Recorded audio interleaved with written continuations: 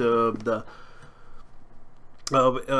HOP, which last Saturday it was a total bomb. Actually, Friday, because I wasn't able to record a bigger show as I wanted to, because due to disconnections and connection issues on the internet that I had to basically I was kind of very disappointed about what happened.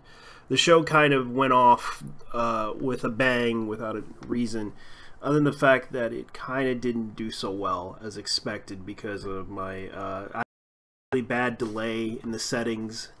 Hopefully this would be understandable, because right now I'm trying my best to get the settings correct, because there's been some issues with my internet, and I have been trying my best to alleviate the problems as best I could. I understand that some people messaged me about some issues they had and some criticisms they had with the show, so I had to listen very carefully on what they were saying. I understand that some people had some very big problems with a lot of the issues that I had. I understood that a lot of them were very unhappy on the fact that it was a little bit of a delay on what on my end of the problem. So I'm not going to hold it against them, because I understand that they are not happy with what's going on with the show, other than the fact that I'm kind of surprised that some of them actually messaged me about the issue.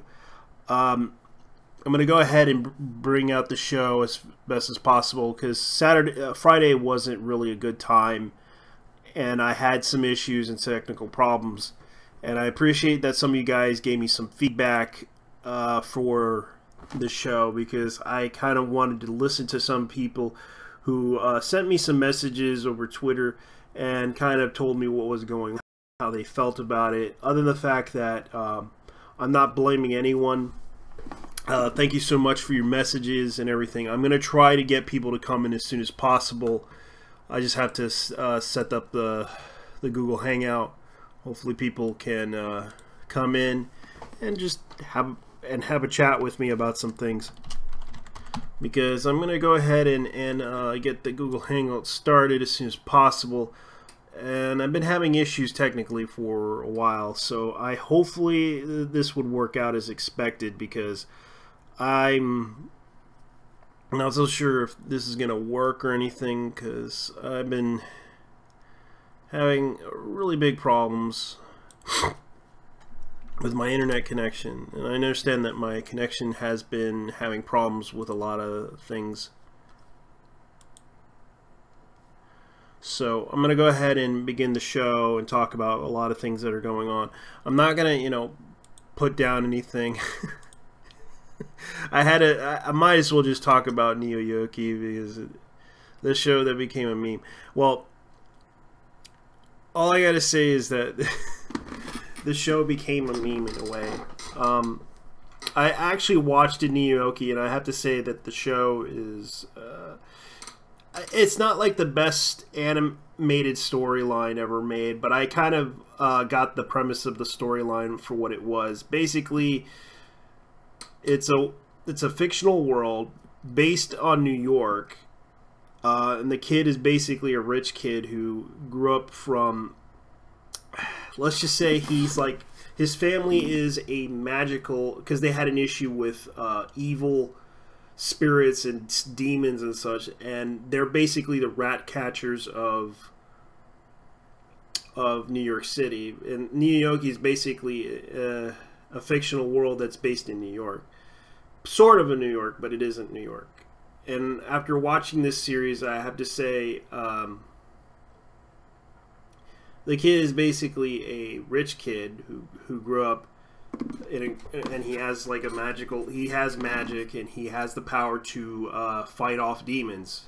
And that's the point of this whole series, is basically he is capturing and fighting demons, and it's pretty much an okay series. It wasn't like, it's hard to explain the storyline, because after watching it, they basically try to they're basically exorcists who know magic and know how to fight demons, and they basically were agreed to, because according to the storyline, they were basically practitioners of magic that basically agreed to come to the state of Niuyoki, which basically allowed anyone to become a citizen in order to become a citizen, they're allowed to come into the country. It was basically like New York, but they have to show their trade, and it happened to be the trade for magic. And of course, they became like professional rat catchers against these demons that try to invade and try to attack Niuyoki. And I thought it was a pretty good storyline. And after watching it, I have to say it wasn't a bad show. I know that I heard that Mary Sue was talking negatively about the show, talking about the episode where they claimed it was transphobic. And I have to say it wasn't a bad show.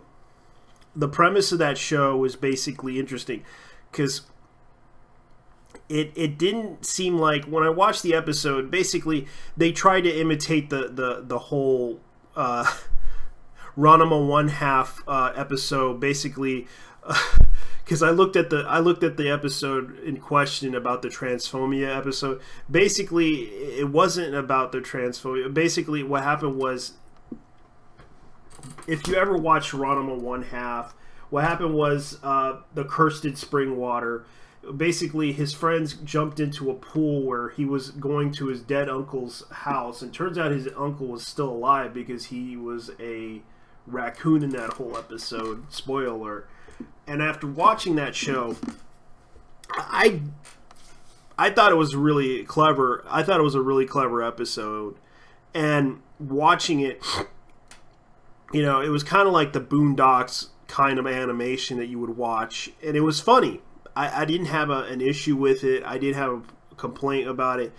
I understood that the animators came from different backgrounds. Looking at the credits and everything, you could tell that they were diverse group of people who wanted to do animation. Although the quality of the animation wasn't the best, they did try to, you know, present it as it is. And looking at the show, I really enjoyed it for the storyline, for what it was, because it, you know, they try to borrow the Butler type of, like, they try to do combat Butler in a way, but it was kind of funny that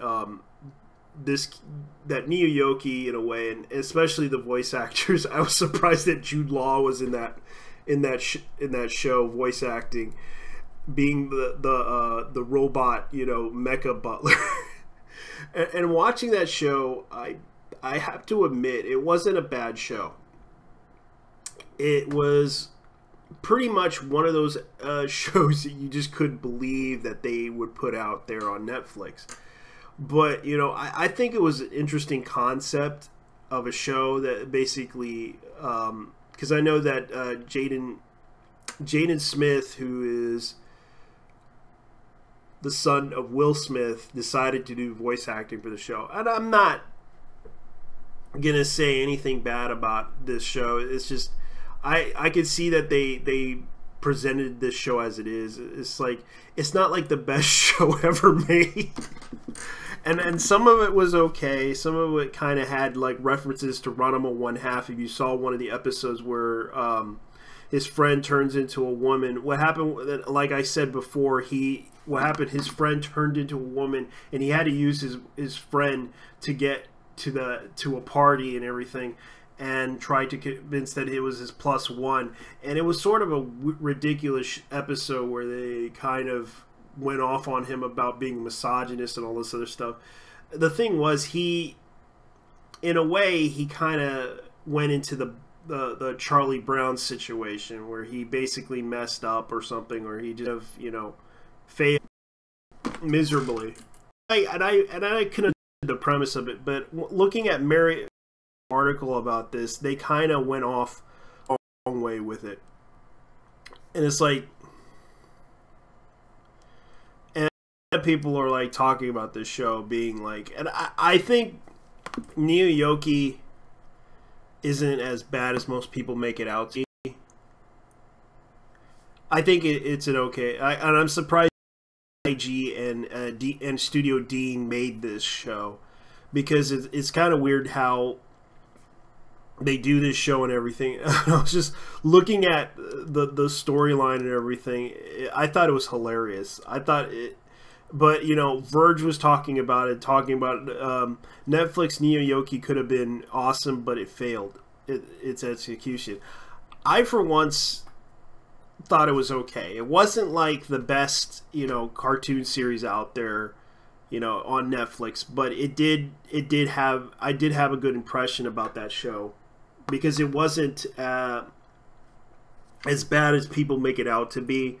It wasn't, but the thing was, you know, seeing how they did the show and everything, I'm surprised they kind of made it a really, you know, it got negative reviews, and I can understand a lot of people are making fun of this show, and I for once don't have an issue with this show, because I understand that the premise of this show is, a lot of people kind of say that this show isn't good, and I for one liked it because it was so hilariously funny in the situations that they put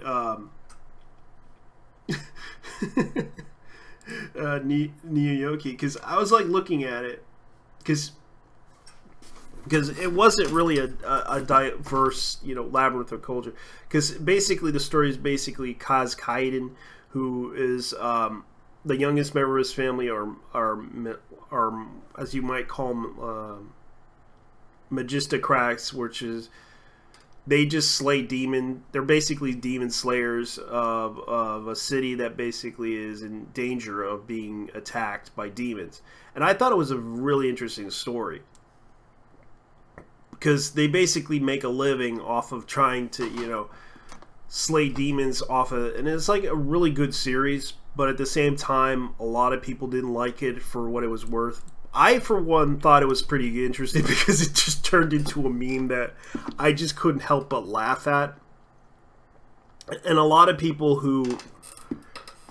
And it kind of does to have that element of surprise when you watch it. And other than the fact that I just don't really think it was a bad show. I, for one, think it could do better. I think a lot of people who make these shows, it was sort of a really good show, but at the same time, you know, I wish that, oh boy, this is really bad. I really need to get this stuff done. I'm sorry, ladies and gentlemen, I'm having technical issues with this YouTube thing, because lately I've been having like a lot of interference and connection issues. I might have to try again. I'll be right back, because it is a good show. It's just that I'm gonna have to try to redo it again. Stop streaming for a moment.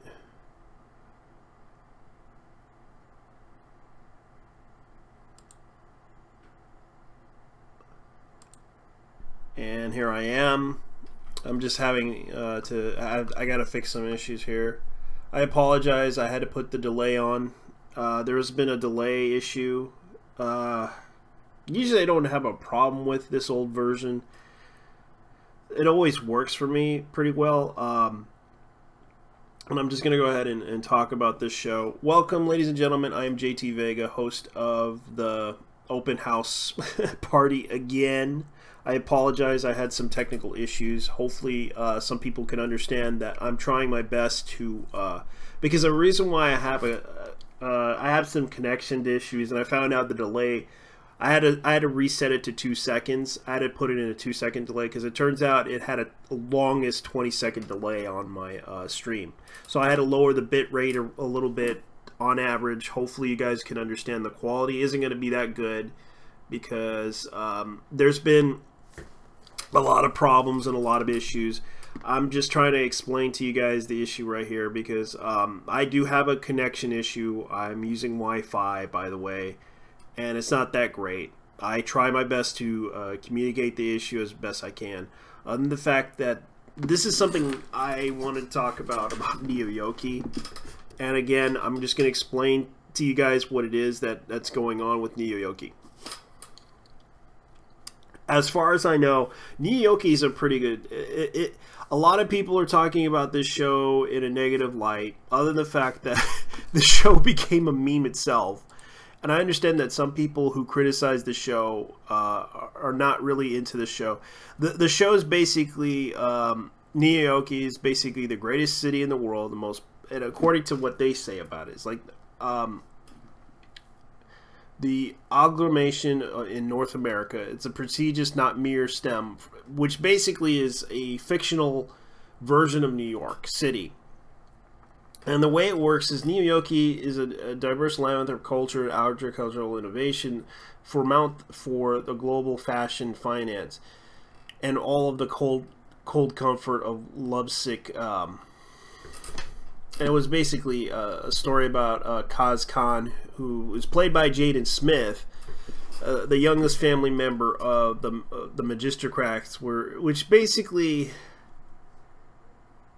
are a bunch of rich people who basically, let's put it this way, the family Kaz Kaiden is in a family business where they slay demons or be exorcists or something like that, and they're hired to basically buy New York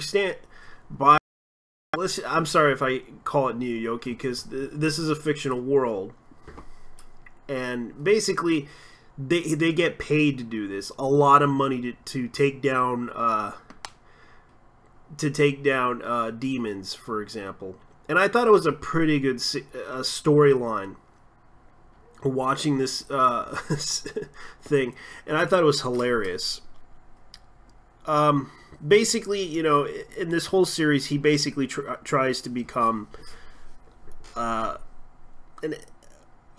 demon slayer who basically they're basically hired to take down demons or exorcise. And in this whole episode, I kind of liked it, but at the same time, you know, I couldn't help but laugh at this show because half of the stuff on the show was okay. Per se, it wasn't like the best show ever made, but it was okay. There is a lot of things about this show that could have done better.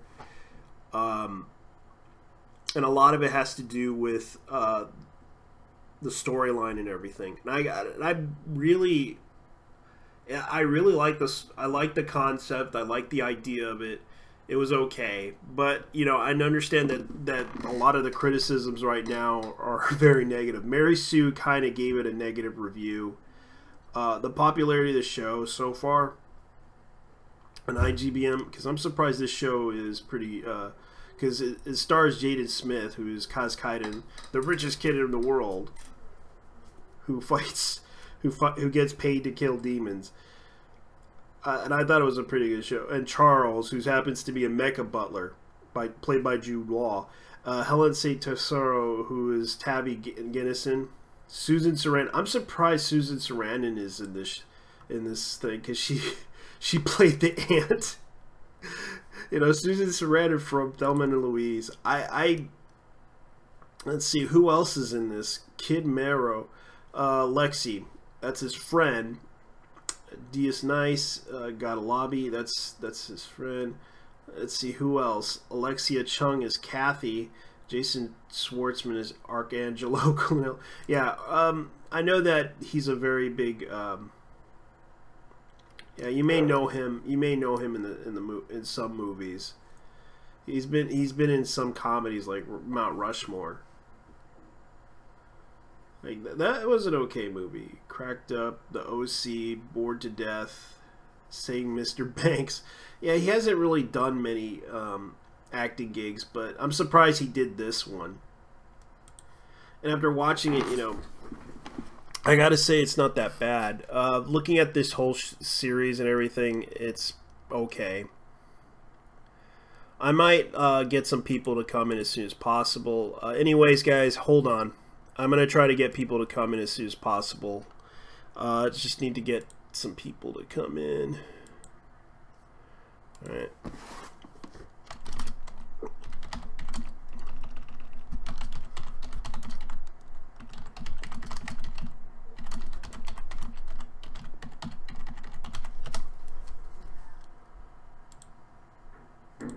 Yeah, I just need to get somebody to come in.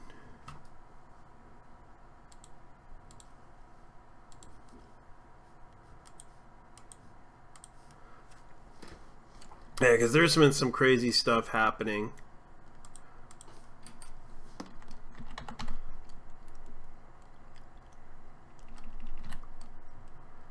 Alright. Get on Google Hangout. Let me get this Google Hangout to be authorized here.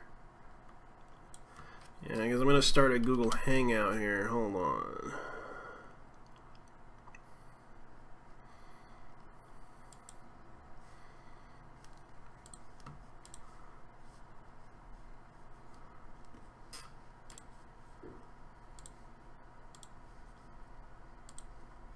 There we go. Hopefully we can get some people to come in and chat with us.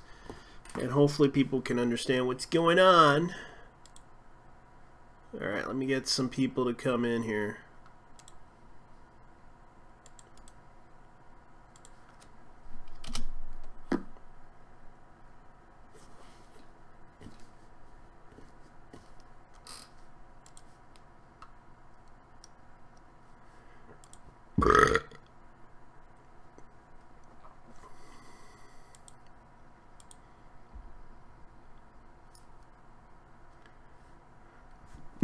Oh man, I'm getting sick here. I'm sorry, ladies and gentlemen. I'm going to try to get people to come in as soon as possible. I know that most people don't like to chat with me a lot at this certain time, but I'm just going to go ahead and talk about what's going on right now.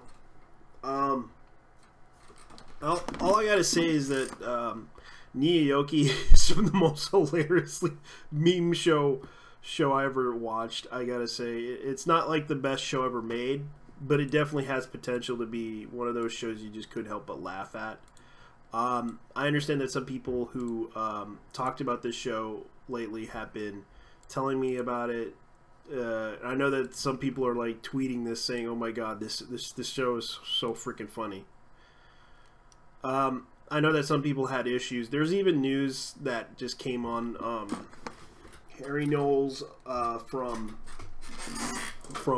you may know who Harry Knowles is. I kind of feel bad for the guy, but unfortunately he got himself into some trouble. Harry Knowles allegedly sexually assaulted Austin woman for 2 decades ago, and the draft house owner didn't take action. Now, this whole situation kind of really escalated pretty badly.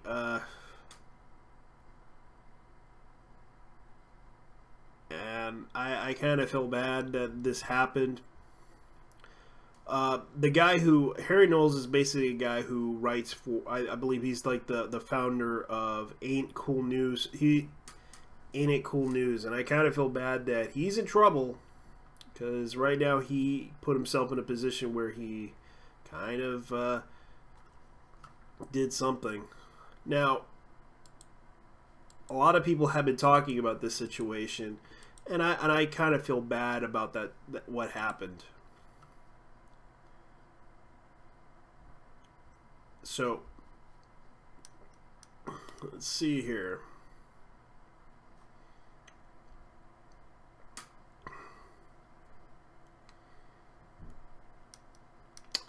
Let's see what's on the news right now. Ain't It Cool News? The guy kind of got himself arrested.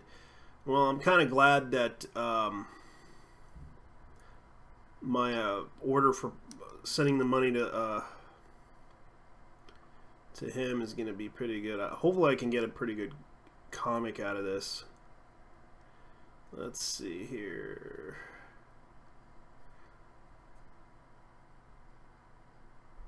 Yeah, man, your culture belongs to America. Radical issues now. Oh yeah, they're upset about her wearing kimono. Don't try to use your parent. Okay, I'm just looking around right now. Meredith Placco. Let's see what else is going on. I'm just looking due to stress and then okay, that's sad. Lizzie Reptile is not in a good mood. She hasn't been really in a good mood. Right now I'm just like looking at the news right now. Mel Group's completely right about the issue in response to defenders of political correctness bolstering in the case. Mel Brooks' political correctness is death of comedy, which I kind of agree. because he made fun of a lot of things. Made fun of the history world. He made Star Balls, for Christ's sakes. Now, oh man, this is some weird crap. This is some weird stuff. I can't really show you guys because, one, YouTube is kind of, yeah, all my fucking Toblerones. Yeah, it's a special kind of candy for that show, and people are making memes about that one too. The Toblerone candy bar, which basically is like a triangle candy bar, which a lot of people have been talking about this, and they're like making fun of it, making fun of it. Oh boy. I'm just watching this because I just watched that show, and yeah, I watched it. I watched the whole thing, all 6 episodes. Sue me. I was that bored because after watching that show, I'm just bringing it up because I managed to watch it, and I gotta say it's a pretty good show. Let me see what's going on here.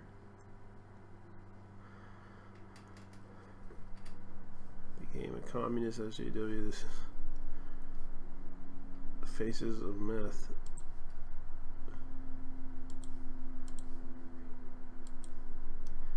Yep. And it's becoming one of those days.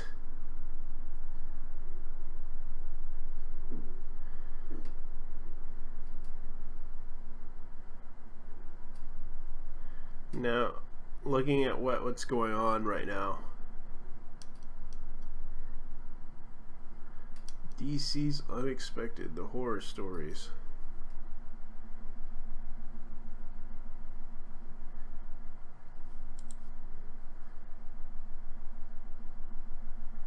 Matt, here's $10 if you leave this room. It's a deal. It's a deal, Chris. Oh man, I'm just looking at the memes right now on Twitter because there's been a lot of talk, a lot of news. And I'm just looking at all these. Yeah, because right now, Niyoki just became a meme show. A lot of people are making fun of it, talking about the Toblerones. I think I gave my review of it pretty well, other than the fact that, you know, it's an okay anime. I'm giving it, I'll give it a 7 for trying, out of 10, because a 7 out of 10, I'm just giving it that way. Now, that whole situation kind of was kind of funny, because right now, you know, a lot of like The Verge and Mary Sue are reporting it, and they're reporting it in a negative way. I prefer not to report it in a negative way. I just say that this show is average. I know that Jaden Smith tried his best, so did Jude Law and everyone in the cast. I can't really say anything negative about it other than the fact it was a funny show. It tried to be that show, and I'm not, you know, saying it's a bad show, because after hearing about it, like, I'm just gonna go ahead and play the clip, play a sound bit of it, and I'll show you what it does. I've seen us together. People just can't get enough of other people standing on a red carpet. Yeah. I can see you, bitch. This is a disaster. Hey, homies. How Yeah, it's not that good. about that food? Yeah. Man, Yeah, it tries to be that show. her voice is pure cashmere. As if from Loro Piana, sir. My life is probably quite boring compared to yours. Darling, you'd be surprised. I'm just a humble Yeah, that's pretty much the sound bits from the show. I thought it was kind of funny. A lot of the stuff that they try to do is try to speak like sophisticated words and everything. And looking how that show is, you know, they try to be like the modest, you know, rich people type of situation type of show. And I thought it was kind of funny laughing at that show because it was a pretty good idea and concept after looking how they created it and everything. It was interesting enough that they did a good, okay job, and I'm surprised that IG and Studio Dean made this anime. As far as I know, it's like a anime slash. It's technically just a cartoon because it was produced in America, and it was done in by Studio Dean, who outsourced themselves to other. Different animators and such. And looking at the credits and everything, you can tell that they just had random people working on this thing. Like you see people from Korea, you see people from Japan, you see people from Canada, United States, you name it. They had everybody in the credits in there. And I was just watching this anime. And all I gotta say is, wow, they really did an okay job. Not the best job they ever made. Watching the anime, calling it a diverse, is okay. I'm just not really that bad at it. I understand that some people who got upset about the issue were upset about certain things with me. And I understand that some people who thought that show was pretty good. I'm trying to get people to come in, but you know, I don't think anybody wants to, you know, come in. I'm gonna try to invite people to come in as soon as possible. And the fact that I'm just trying to get people to come in. Let's see if anybody's interested in coming into the hangout.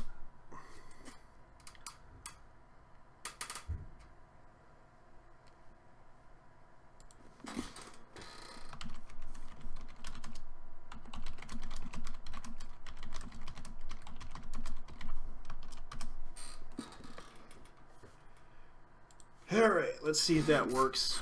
Hopefully people can understand. Right now I'm just trying to get this live stream working. I know that the quality ain't going to be that good. Let me see if I can get more people to come in. I'm not so sure if they want to come in. I know that they are probably busy doing something else. I picked the wrong day to do this live stream. Other than the fact that it's not bad. I'm just doing this single-handedly. The alt furry blocker.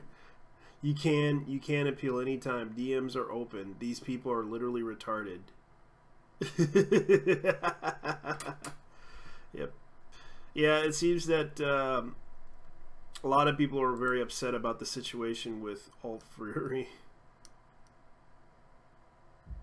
Yeah, the only pussies block people they don't agree with. Commies are afraid of their friends siding with getting red pilled.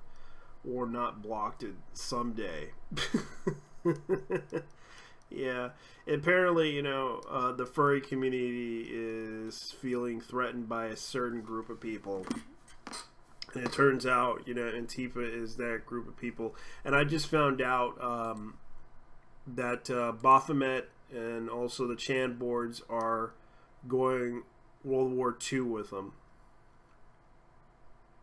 Actually, World War Internet 3. Oh, actually 6, because there's several wars on the internet that happened over bullshit. I don't know how many of them. And it seems that, well, a lot of people, we're losing the battle because the alt-right are looking cool. Now looks cool. They make memes and they support true winner for President Trump. They act like defending America or Europe. They claim not being racist or even support gay rights. The truth is they are not liberal. They really are soft fascists going all cool. How's it going? Hey, how's it going, man? Good. Yeah, I'm just reading some stuff. You Oh okay? yeah, I just I'm getting Pokken tournaments tomorrow on the Switch. Oh, that's good. How is it? I don't know. I'm getting tomorrow. Right now, I just finished downloading the demo, so I'm gonna try it out right now. See how it works. All right. Let me get on my end here. I think I need to do something here. Hold on. Now. So anything new? Nothing really. Hello. Just Hey, how's playing it going? some game. It's going. Pretty slow Sunday, man.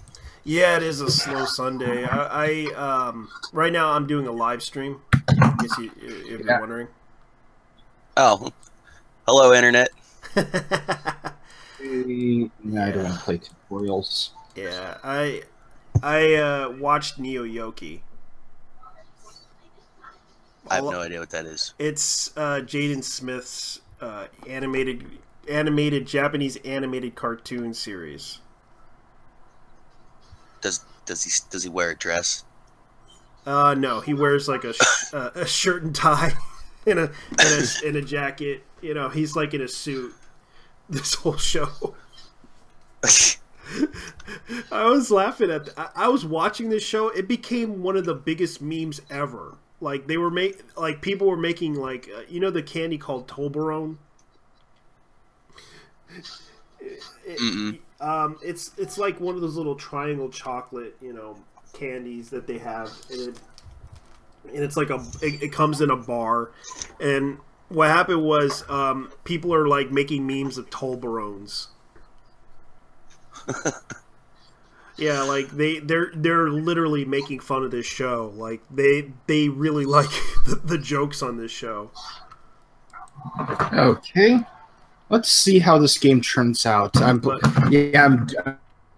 Pokken tournament on the Switch, seeing how it works. Yeah, and I'm surprised. Tomorrow. And the funny thing, and I'm surprised Susan's. So, have either of you seen the new show Orville? I have. What do you think? I think it's an okay show. I'm gonna give Seth MacFarlane. He tried. How about that? Let me just say, Seth MacFarlane at least tried his best, and for that, at least episode, it literally pokes. And I'm giving him credit. The last it was like he wanted his daughter to be his newborn daughter a sex change. And he's like, that's unethical. And they've proven, yeah, giving a newborn baby a sex change is unethical.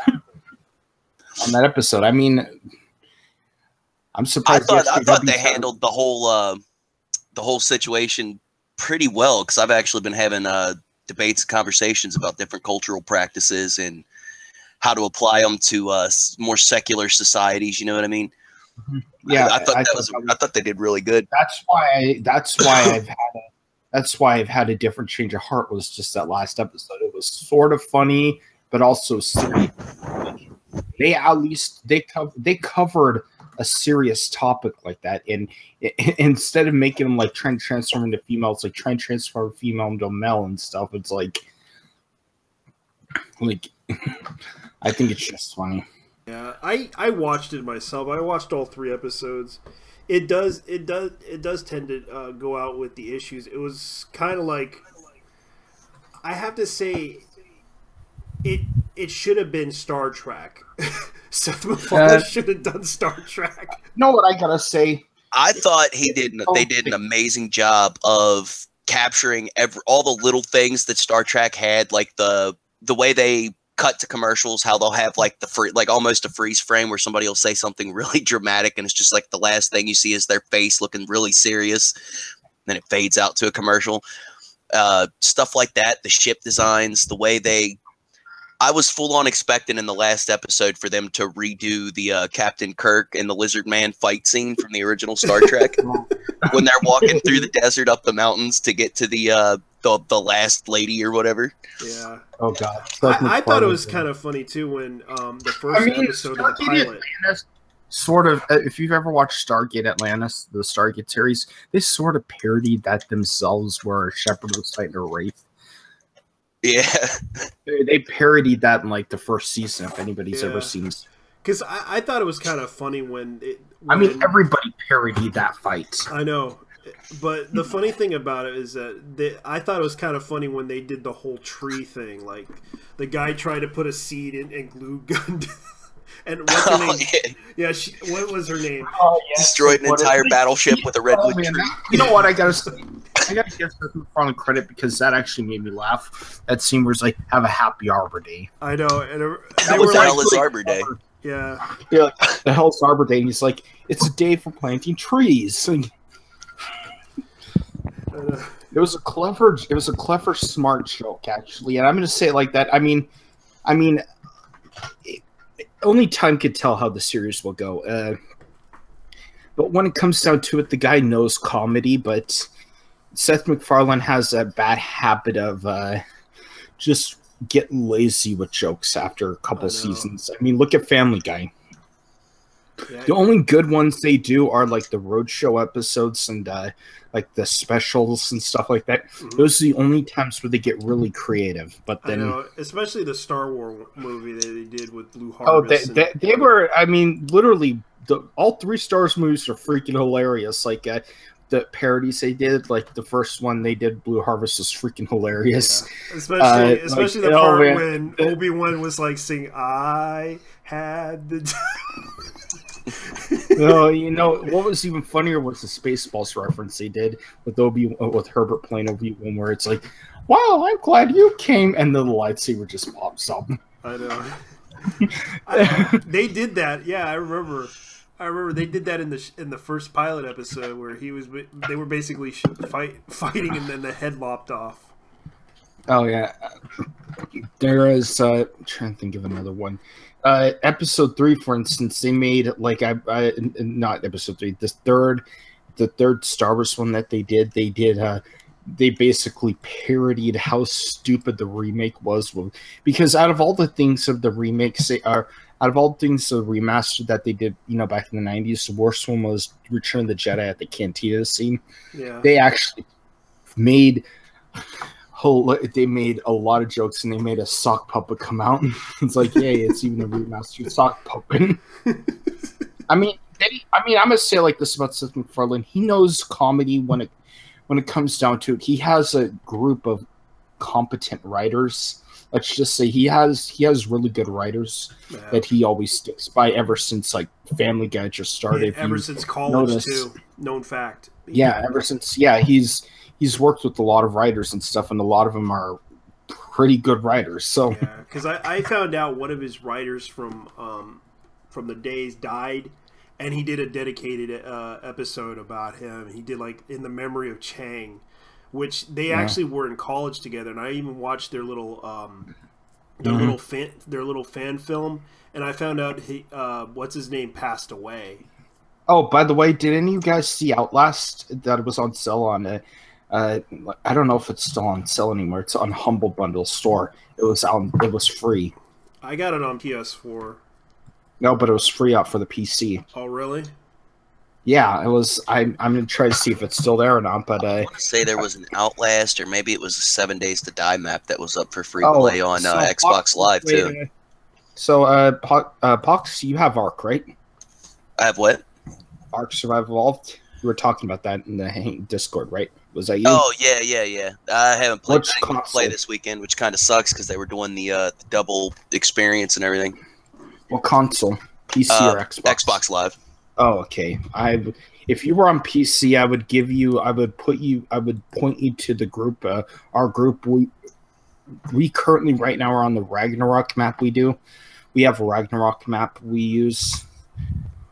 And I deleted mine from my computer because I needed to get the space. But oh wow, yeah, I'm still playing on the island. I actually just got to the point where I had built a raft and I had figured out how to put foundations underneath of it to make a boat. Okay, all right. I'll give you a little piece of advice.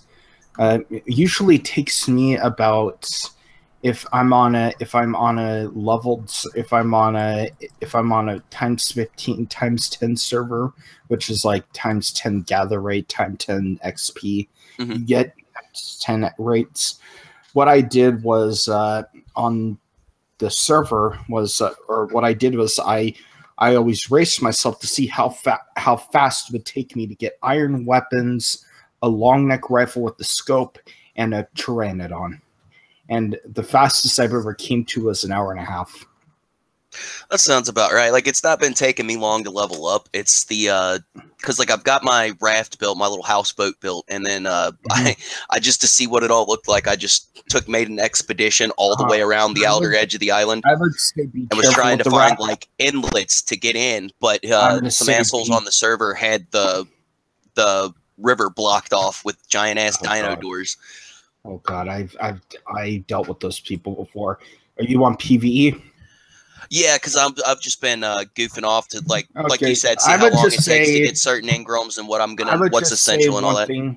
There's a bird. It's the same level to get a Pteranodon as to get a Paleogornis, which is one of those giant seagulls. I would say since your house. Are those the ones that look like ducks? Yeah, okay. Giant flying ducks. Giant mallards. Yeah, the Paleogornises, you need fish to tame them. So fish while you can, get the stuff together, get a bolo them down. Use I use trank darts because with the long neck rifle and the trank dart, but that takes quite a few levels to get up to. But use that, use some arc arrows and knock the thing out. And you know how to point where I had enough metal to make freaking all metal tools, and I was excited. I about danced in my living room because it took me a while to get that, because it seemed like every time. Because what I did was I built like a house by the on the beach right next to the water with like a little dock so I could build my ship, and there was one of those freaking birds, man. Every time I logged in, this thing's circling my house, and every time I step out of it, it just starts stealing shit from me. Oh god, those things! I hate those things. Yeah. That's why if I were you, I would tame a carnivore dinosaur, a carno, not a carno, not the carnos, but something more on the lines that would just attack it. Like for me, like when I first started, one of the first dinos I go for is actually a raptor. They're the fastest. I don't think there for a while there was one on a beach, and every time I had to spawn and walk my way back to my house because it was just hanging out after a while. Like it wasn't going after any of the other animals, but as soon as it saw a player, like if somebody come running down the beach, or if I happened to spawn right there, I mean, it was just on you. You couldn't get up.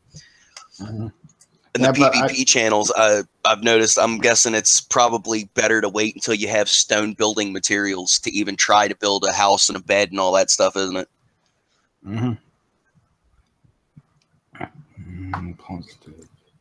No, but I would just say when you would write a hit piece on me, that would get me blacklisted from the community. Since you're on the island and not like at Scorched Earth going to pass away within a week.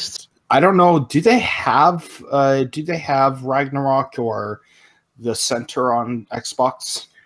They've got it, but you have to unlock it, and I'm not exactly sure how you do that. Oh, you have to unlock it? Unless it's part of the Scorched Earth DLC. But like whenever I load up servers, it gives you the option to pick them, but I haven't really messed with it because, like I said, I was just trying to figure it all out until I got really hardcore into it. But I know if you go to host one and you try to pick the Center or Ragnarok, it says that they're locked. You have to be, what is it, Gamma? You have to achieve Gamma, whatever the hell that means, Gamma level. And then there's like a beta level or something like that you have to get Ragnarok. They don't do that test for the PCs. They don't do that test for the PC gamers. So yeah, PC Master Race, I get it. Actually, no, it's because we've had them for so long. We've been playing Ragnarok and the Center when they were mods, and then the Arc Studio bought the mods and put them in the game, or put them in for free. So that's why they're free for us, or that's why they're easy for us to unlock.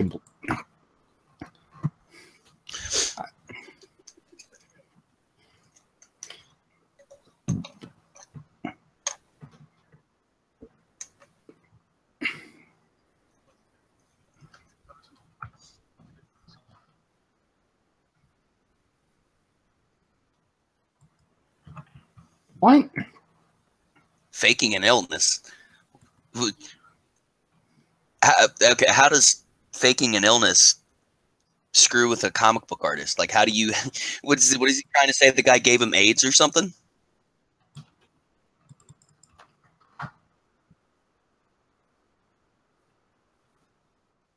Oh, oh God. Oh God. So Kotaku's they've been for most writers that'd be an all new low, but sadly for Kotaku that's just a new middle.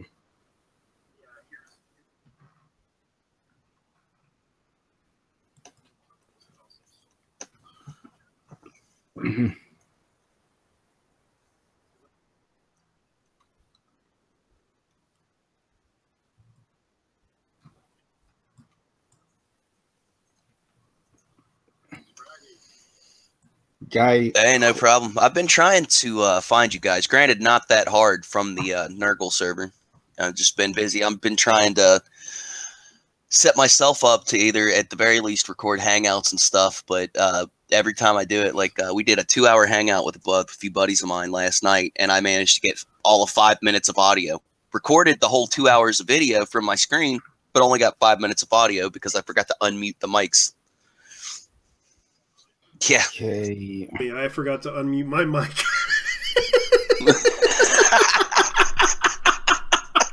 But I got the desktop audio, so don't worry. I got you guys.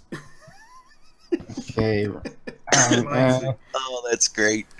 Yeah. I gotta say though, the fact that Kotaku went to the Kotaku journalists went to the point of blackmail. Yeah, they went to the dark side. They went to the dark side. Like I said, they went far dark. It just doesn't surprise me anymore. So yeah, they always were kind of a big hassle with the community itself. Sometimes some people disagree with them a lot of things. Let's see.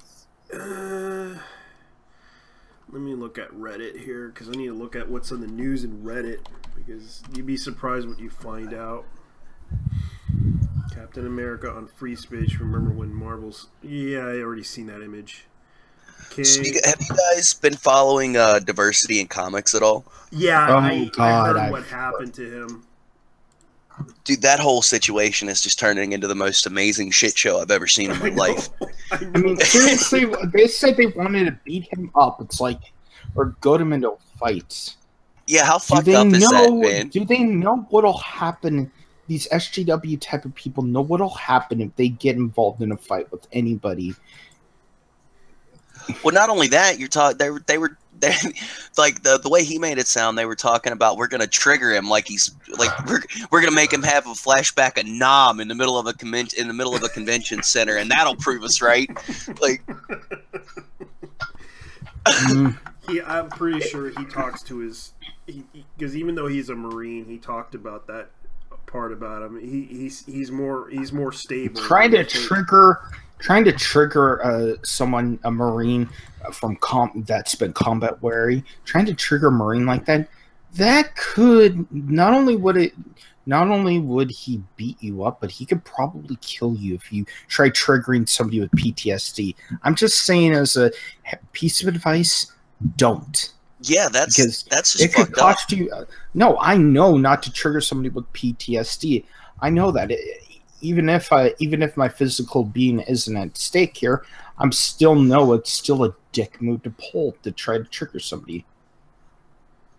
Oh yeah, I mean I don't get it. I totally don't understand why they thought that was the way to go. It just wouldn't it make more sense to just talk to the guy and be like, hey, quit being an asshole. You know what I mean? We're trying, instead of let's get him to kill somebody so he'll get death row and then we won't have to deal with him anymore. Yeah, that's revenge. And if it's you, you're dead. You're dead. There's no coming back. Yeah, right. Go straight to the ground. No pass go. Yeah. And what kills me is he was even, it sounded like in his last few videos, he was going to try to work with them. He said he had been saying he was going to cut out the quips and not call the the one writer or artist a man with a wig and all this. And it's like, man, you can't capitulate to these people. The second you do it, they're going to smell blood in the water, and they're just going to be on you like white on rice, man. I gotta say though, if they attack him and they say, "Oh, I smell blood in the water. Let's go after them," and let me put it like this: that'd be like a shark attacking. You played Ark, having you? Yeah, it'd be like a shark trying to kill a fucking super whale. It would be like a shark trying to attack a police or one of. If you know what a mosasaur is, if you ever came across, it'd be like a fish or Sharknado, sort of. Will not be good. Like water, be a shark got a cut. Don't chase after every ounce of blood you smell. Like maybe it's bait. Their sort of thing is baiting sharks. So. Yeah, I kind of thought that. I thought maybe that might have been what that whole little group discussion was. If they knew somebody was leaking it, maybe they were trying to figure out who it was. So they had this little group conversation where they said a bunch of fucked up shit, and then were trying to figure out who leaked it.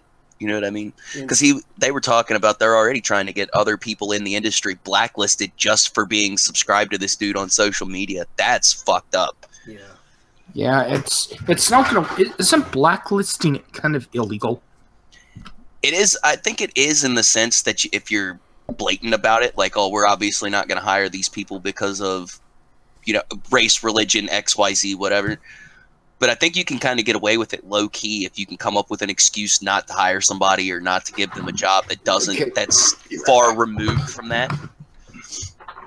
Yeah, I kind of agree with that point, because they're basically upset with him for openly criticizing, you know, the comic book industry in general, and that's the reason why they're going after him. Because I don't know why people are upset with him, because he basically makes like low quality videos, and he even openly admits that he constantly makes those videos to talk about what he and shows off the comic books and tries to roast those comic books.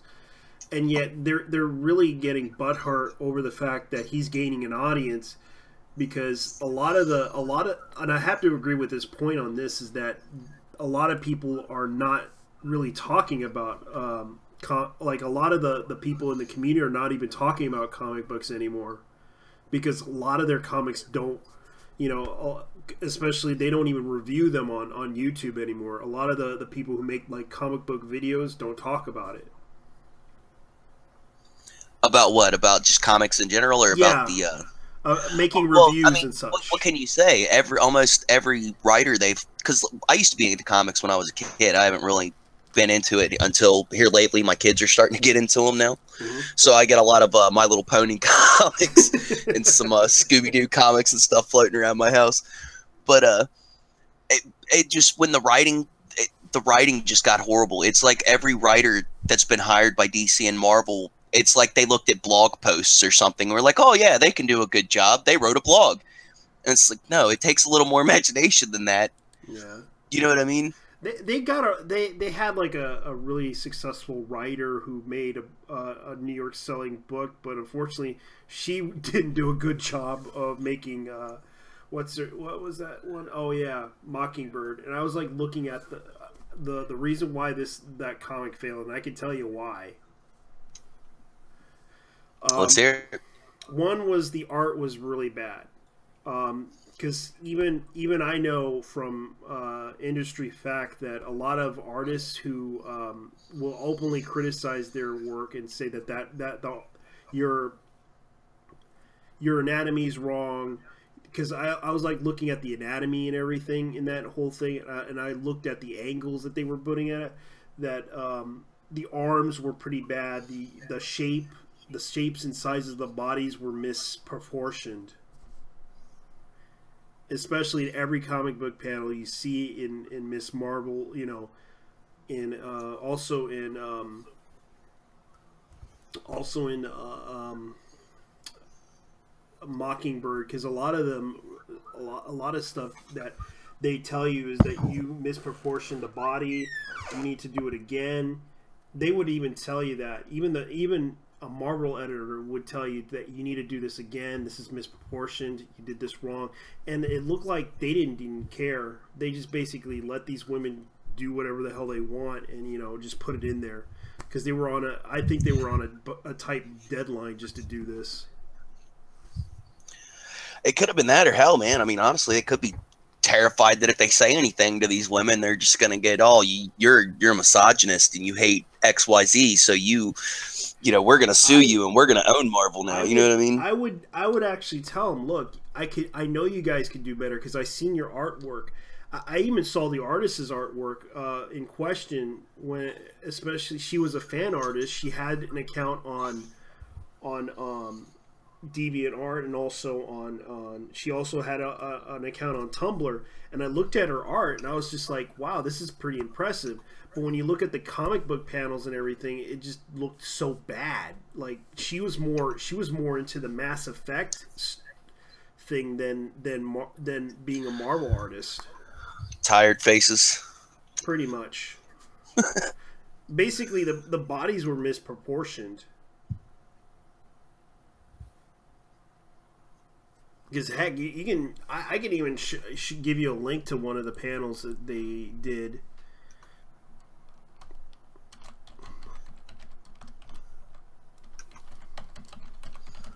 Like, let me see if I can find an image of it. Like, they pretty much. Let's see if I can find it. Where is it? Where is it?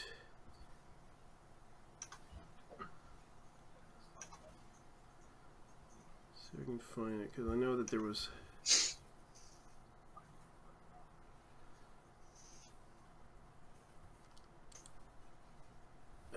I'll give you an example of one of the images.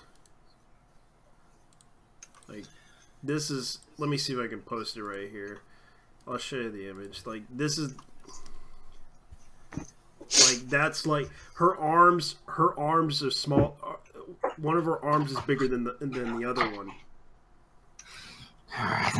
Would you drop it in the Nurgle chat? Yeah, I dropped it in the Nurgle chat already. You can see right here, the left arm is bigger than the right arm. Wow. Yeah. Her boobs are all misshapen and everything. Yeah, that's the problem with it. Is that let me see if I can find the artist in question, because I forgot her name. I remembered I talked about her on a live stream, and the problem with her is that Jesus Christ, Kate Nimnan, that's her name. Well, I think it looks kind of like she was going for. She's not like standing facing the reader directly. Like, she's supposed to have one side kind of cocked forward, I think is what they were going for, maybe. But yeah, it don't look right. Yeah. Right. Yeah, because I looked at her art and everything. The shape and everything was misproportioned.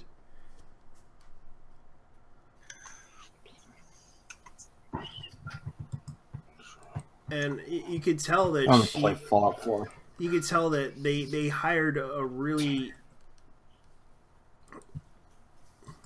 because she's from Poland. Okay. Let me see if I could find Kate Nimsky. Oh, here it is. I found it. Like, she does great art. Oh my god! Let me show you. Let me show you in Nurgle. This is her account. Like, this is the chick. This is the chick that did the Mockingbird comic.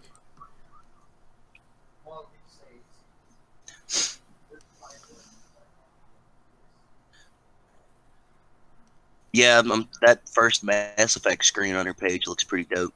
Yeah, she does a better job of doing Mass Effect than she does, you know, because she's more of a fan of that. You can tell. She's got a picture of Black Canary on here too. That actually looks good. It's her in the costume and then her in street clothes. Mm-hmm.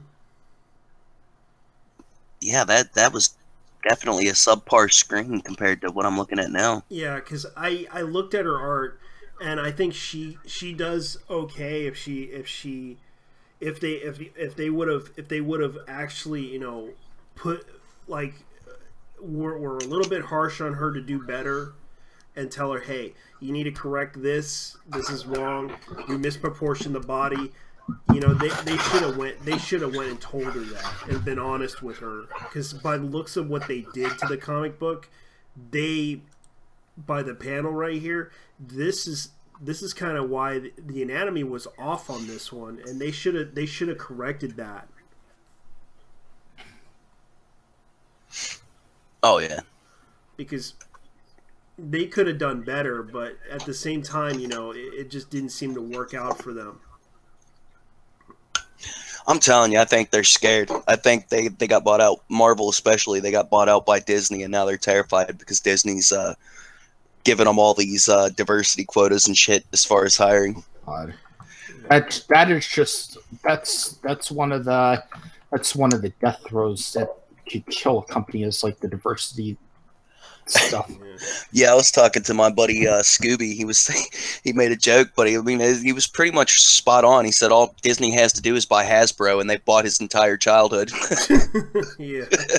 It's the truth. They've got Transformers. They've got Marvel Comics now. They've got shit. Aren't they trying to get some DC properties from Warner Brothers too? I think so. From Warner Brothers, I think Warner Brothers is doing okay, even though they may be. Yeah, Warner Brothers won't. Warner Brothers, as of right now, I can't see Warner Brothers giving DC, or no, giving Disney their stuff. Oh no, I don't think it'll happen. But I mean, it wouldn't stop them from trying. Yeah. Yeah, I think Disney knows, or Warner Brothers knows, what would happen if they gave their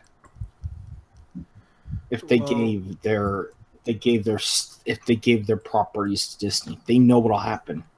Well, let's put it this way. I know that they already got Lego. Warner Brothers has been doing like Legos. I know that there is a situation with them about Riverdale. There's a situation where a star kind of did an accident on a studio lot, from what I heard. And another one is they've been busy with their business and everything. And I know that for a fact that they've been trying to, you know, sell. They own DC. They own Legendary Entertainment. I'm going to say it like this. So Warner Brothers has the money. Warner Brothers has the money right now where they could just where they could take on Disney as of right now. With the problem is they were too slow when it came to their shows and stuff. Disney was already ahead with Marvel. Yeah, because you have to understand they are actually, you know, even though I don't like their video game business right now because I'm very upset. Oh God, no. After that last shit they pulled with the Shadow War, I'm gonna GameFly it because GameFly already would have bought the copy, so I'm gonna GameFly it for the hell of it to see how the game is, to see if it's good or not. Shadow War. Shadow War. The Shadow Mordor sequel. Oh, Shadow of Mordor. Okay. Well, what crap did they pull with that? They basically, what they did is they pulled the shadiest thing of all. They gave a DLC. They had this DLC for charity, quote unquote charity, for a game developer that died. Game developer who passed away from cancer, I think, or something like that.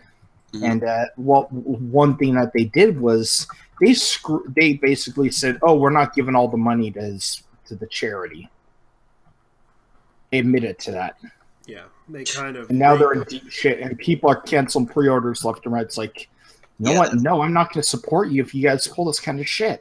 Yeah, that's shady. And fuck. You know, they could have they could have just split it down. You know, at least, you know, from every profit that they make, like they split it 50-50. One for the charity, the other for the money that they could have done. They could have done it that way. Instead, they just went like, "Oh no, we're gonna go ahead and take all the money."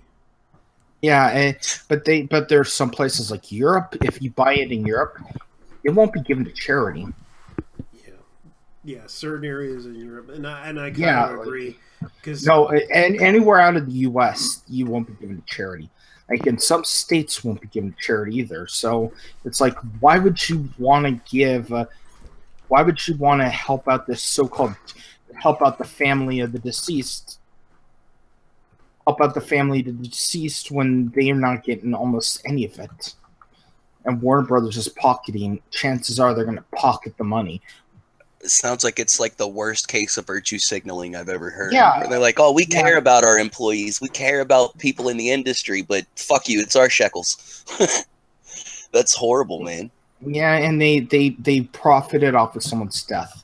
Yeah. I call that a dick move, in my opinion. That is like one of the biggest dick moves I've ever seen the gaming company do. It's more than a dick move, man. That's pretty ghoulish, actually. I mean, that's literally feeding your kids off the corpse of another person's. Yeah. You know what I mean? That's messed up. That's ghoulish as hell. It's one of the most fucked things I've ever seen. And the fact that Warner Brothers doesn't have a problem with this, where they're just saying, "Oh, we don't have a problem with this." The fact that they're just pushing this aside like nothing big is wrong with this. It just proves how messed up in the head they all are. Well, they could be hoping that people forget about it too. It seems like a lot of these corporations are trying to pull this crap where they'll say one thing and then they just kind of hope that everybody's memory just lapses when it comes time for them to pony up to anything or deliver a product or something like that. Yeah, but for most of us, this is just for me. For instance, I was thinking of getting the game for the PC, get Orc Murder Simulator for the PC, but. Orc Murder Simulator 2.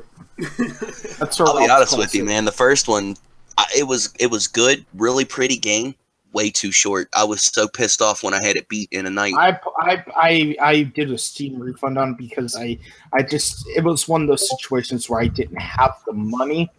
I partly didn't have the money for it, but I also said I'm not going to play this game, so why keep it? I was going to buy it later on, but I was just waiting for an excuse to buy it later on. It seemed like a how can I put it? It seemed like it was an Assassin's Creed game with a fantasy twist to it. It was good though. It was a good premise. I liked it. Yeah. I liked the sword fighting, and it had good sword fighting. But it was not. It was good, but not great. How about that? Mm-hmm. It was not worth my. It was not worth my money or effort to get it. So I had to play it. I'm just putting it like that. I liked the game, but I didn't like it enough where I was gonna spend hour upon hour playing it. Like I enjoyed Mad Max because it had its own style to it.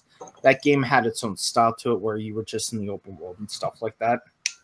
With the car, I mean, few open world games had the style that Mad Max had. So I was fine with that game. I was also fine with the Assassin's Creeds because mostly they had a good story to them. A lot of Assassin's Creeds had great stories, had good premises. Oh yeah, I still play Black Flag every now and then. Oh yeah, I have it on PC. I have Black Flag, I have Rogue. Black Flag and Rogue both are good games on PC. I haven't played Rogue. I tried to play the one where you're in London. Oh. The train. Oh, Syndicate. Didn't really like that one too much. And it was on the Xbox. It was buggy as hell, man. No, the problem I had with it was shit. Okay, there we go. Got him. I'm in a fight with Raiders right now. I'm trying to fight off an army of Raiders. What game you playing? Fallout 4 on PC. Wow. So it's modded like hell.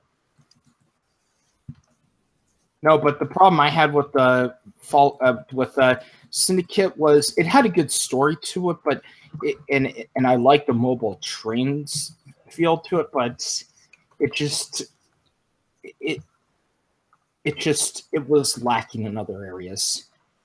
It was good in some areas, but lacking in others. That's what I describe it. I didn't get that far in it. What happened? I was playing it, and then there was some glitch or bug, man, and it was just game crushing. But it's been so long that I can't remember what it was. I'm gonna say though, if you look into it and it's fixed, I would say try it out. It's a pretty good game. It's good. It has a good story to it. It shows like what happens with Juno and all that. I don't know if I'm willing to trade the pirate ship in for a train, though, man. No, that naval combat was the best I've seen in a game in a long time from Black Flag.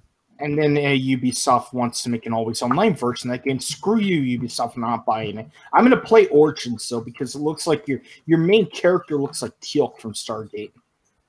Yeah. Almost. I think they based him off of Teal'c. He looks just like him. It's not even funny. The one thing I'm worried about is them.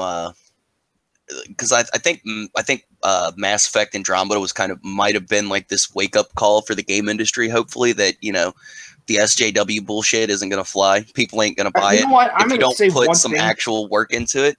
So I'm gonna say one thing about Syndicate though. I'm gonna say one thing about Syndicate though. They wanted a transgender character, and they actually pulled it off. They actually pulled off a transgender character in a historical setting. The character Ned White. Have you played far enough to see Ned? I don't think so. No. Oh, it's that short little guy with a helmet on. You can easily tell it's a woman masking her voice, and you can tell by the size and stuff. Is that like towards the beginning of the game, one of the first few people you meet for your little team that you're putting together? Yeah. I might have. That sounds familiar. Short little guy. I'm going to say it like this. Short little guy, little mustache character. Kind of looks like someone dressed up as Sonny. For Sonny and Cher, I can't think of his name right now, but Sonny Bono? Sonny Bono. Yeah, it looks just like that. It looks exactly like Sonny Bono almost. The design and just like a woman trying to play Sonny Bono. And it was pretty good, and they actually had it right, and they even say she was once a girl. It was once a girl, now it wants to be known as a man. It's like, they look at him weird, like, are you different? When he flirts with Evie, she's like, there's something wrong with you. Now, do they play it off that it's just as a cultural thing, like she can get further in that society as a man than she could as a woman? Yeah. So that's why she did it. It's not some respect my pronouns bullcrap. No, it's not. It's an actually good character design. That's good. It sounds like they tried to make it make sense. Yeah, they said, let's pull some SJW bullshit. The devs are like, okay, let's do that. They're like, we're doing it the right way. If you want your SJWism in this game, we're doing it the right way. And that's what they did. They did it the right way. They did it the proper way. They did it the way what you're supposed to do. And storytelling, like, make it look like it's supposed to be that way. Like, it's not like when I first found out about the character, it's like either that better be like the guy from Rocky Horror or the transsexual guy from Rocky Horror Picture Show or Rocky Horror. I can't think of what it's called, but from Rocky Horror, or it better be a good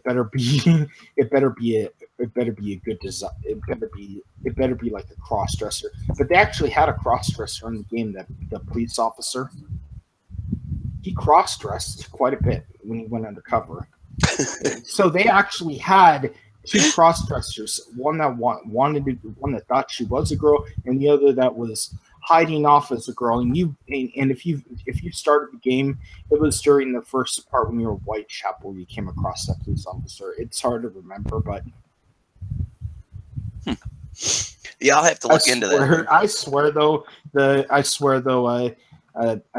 one of the head assassin in London sort of looks like a Norwegian guy. I've always joked with him, saying he looks just like the Middle Eastern assassin.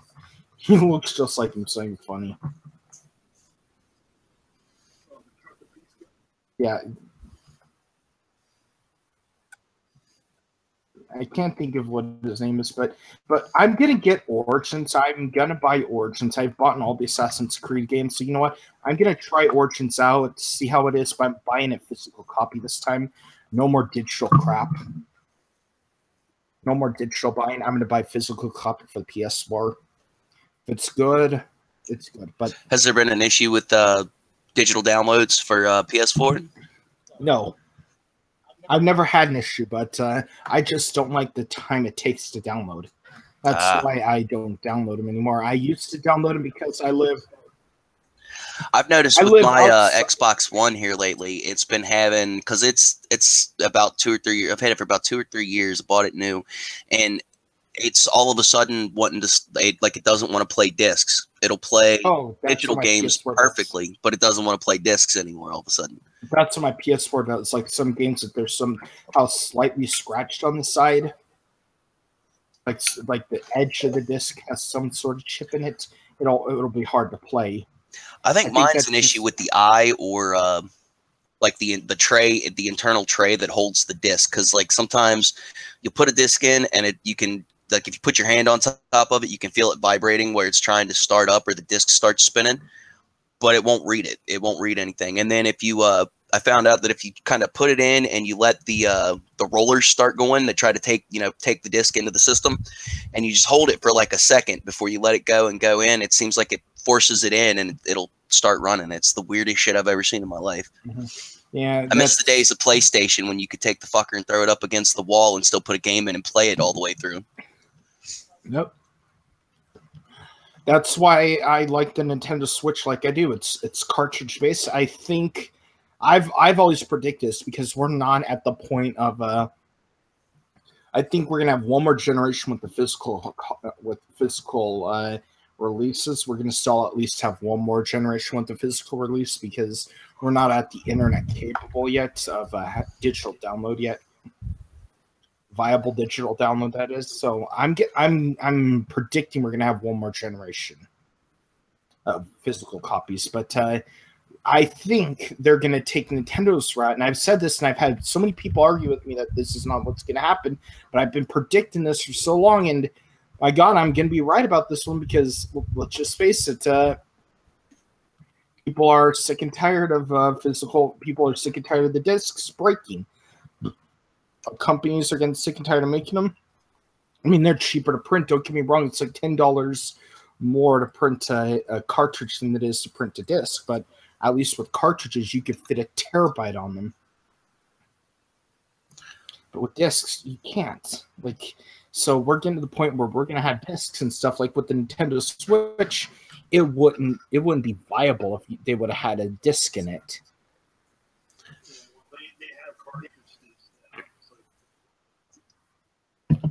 Yeah, that's what the Switch. I mean, problem with the Switch is its memory size. It's only 32 gigabytes. The launch system, that is 32 gigabytes. I'm not sure what it'll be after a while, but right now it's just 32 gigs.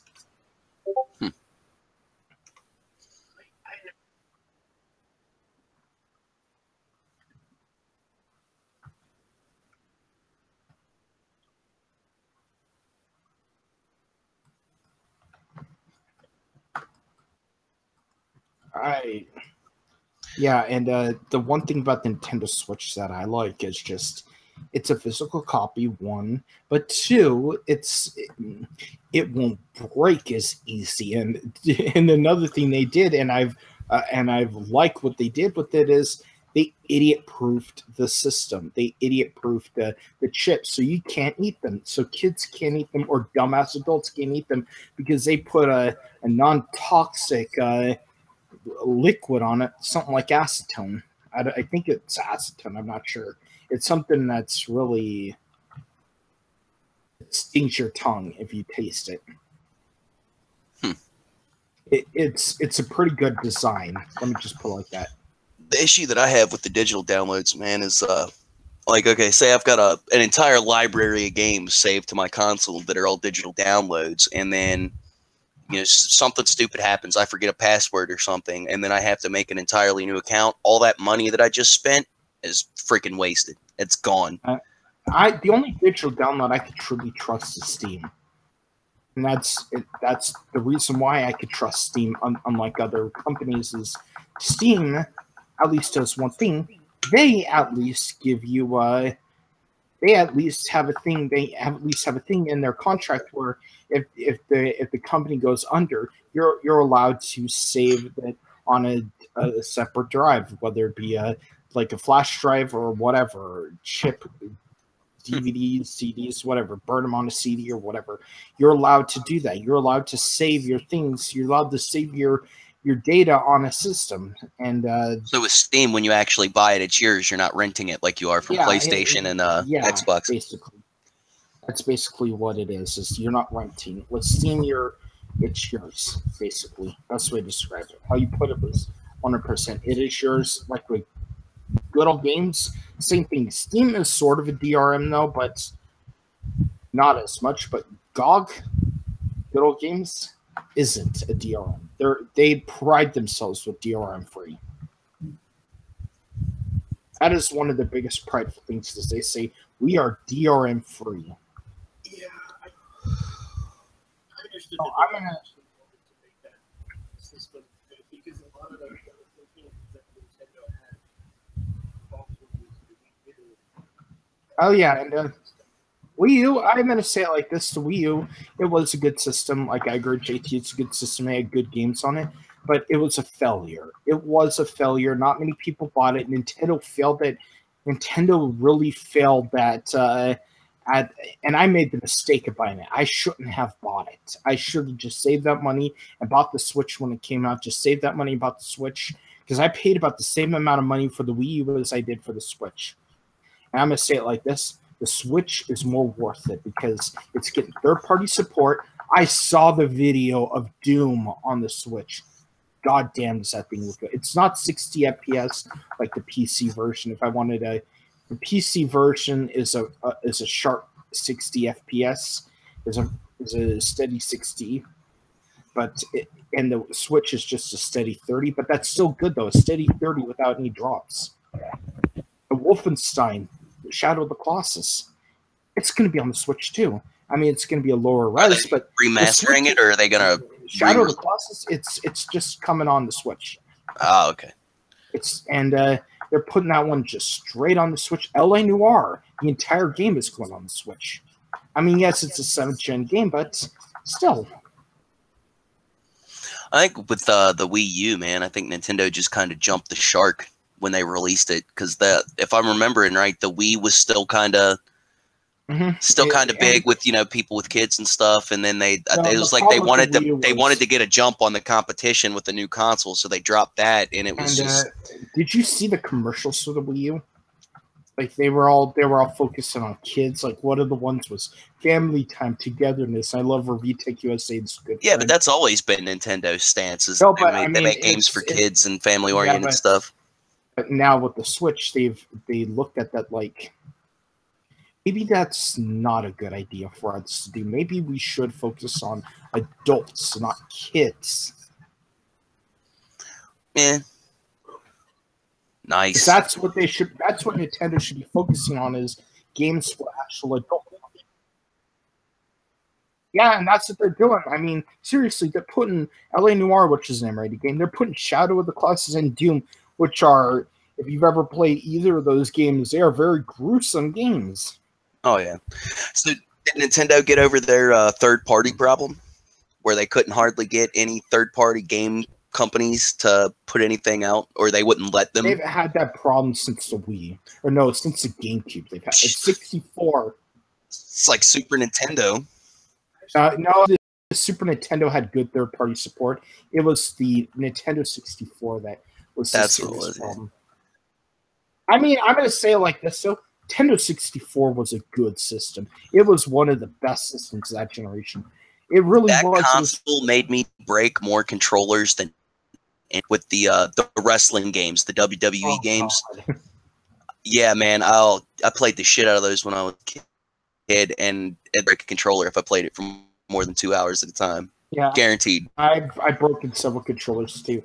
Shadows of the Empire was one of my childhood games I played on the Super. That was a good one. On this and the 64, the N64, and I'm gonna say it like this. One of the good things about the N64 was it was a good system. Nintendo knew what they were doing with the 64. Nintendo, I mean, it wasn't as good as a PlayStation, but I'm gonna say it like this: it had more power to it than the PlayStation did. If you think about it, really, the only thing the PlayStation had was an optical disc drive. The 64. Well, with the Nintendo 64, I don't know if you remember, but around the time Majora's Mask came out, when the systems first came out, they had a little slot in the front with like a little door that you could Oh yeah, pull off. I know that. And then after a while, they had set it up to where they put out an attachment for it. You take and you plug it into where that you plug it into the little slot where that door was, and it would give you. I don't know what exactly it did. It just made it faster. It upped from 4 to 8 megabytes of RAM. Is what it did. Like that was one of those things that I always thought was kind of a double-edged sword. Like, it was cool because, you know, it set your console up to where, okay, if there's any improvements, we can just make an attachment to put in, up your you know, your power and all that. But at the same time, that's more money that people ain't going to want to spend. Like, I didn't play Majora's Mask for a long time because I wasn't going to go out and buy an extra piece for this console that I've already got a million games for. You know what I mean? I'm looking at the list here of games that are coming in.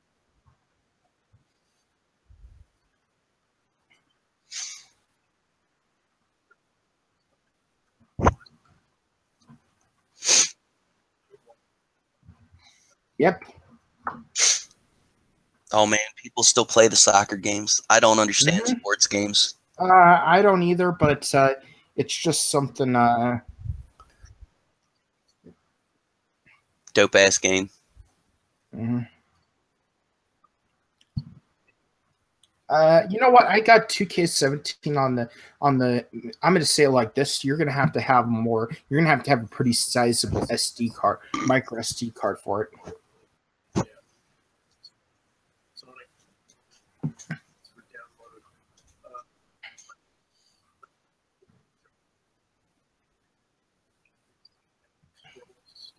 Yep. You know what I want to see? I want to see it do well for like the Bethesda games, because maybe they'll put Fallout 4 on there. I know Fallout 4 can play on the Switch. I know Fallout 4 is capable of it. If Skyrim Special Edition can handle the Switch, Fallout 4 can.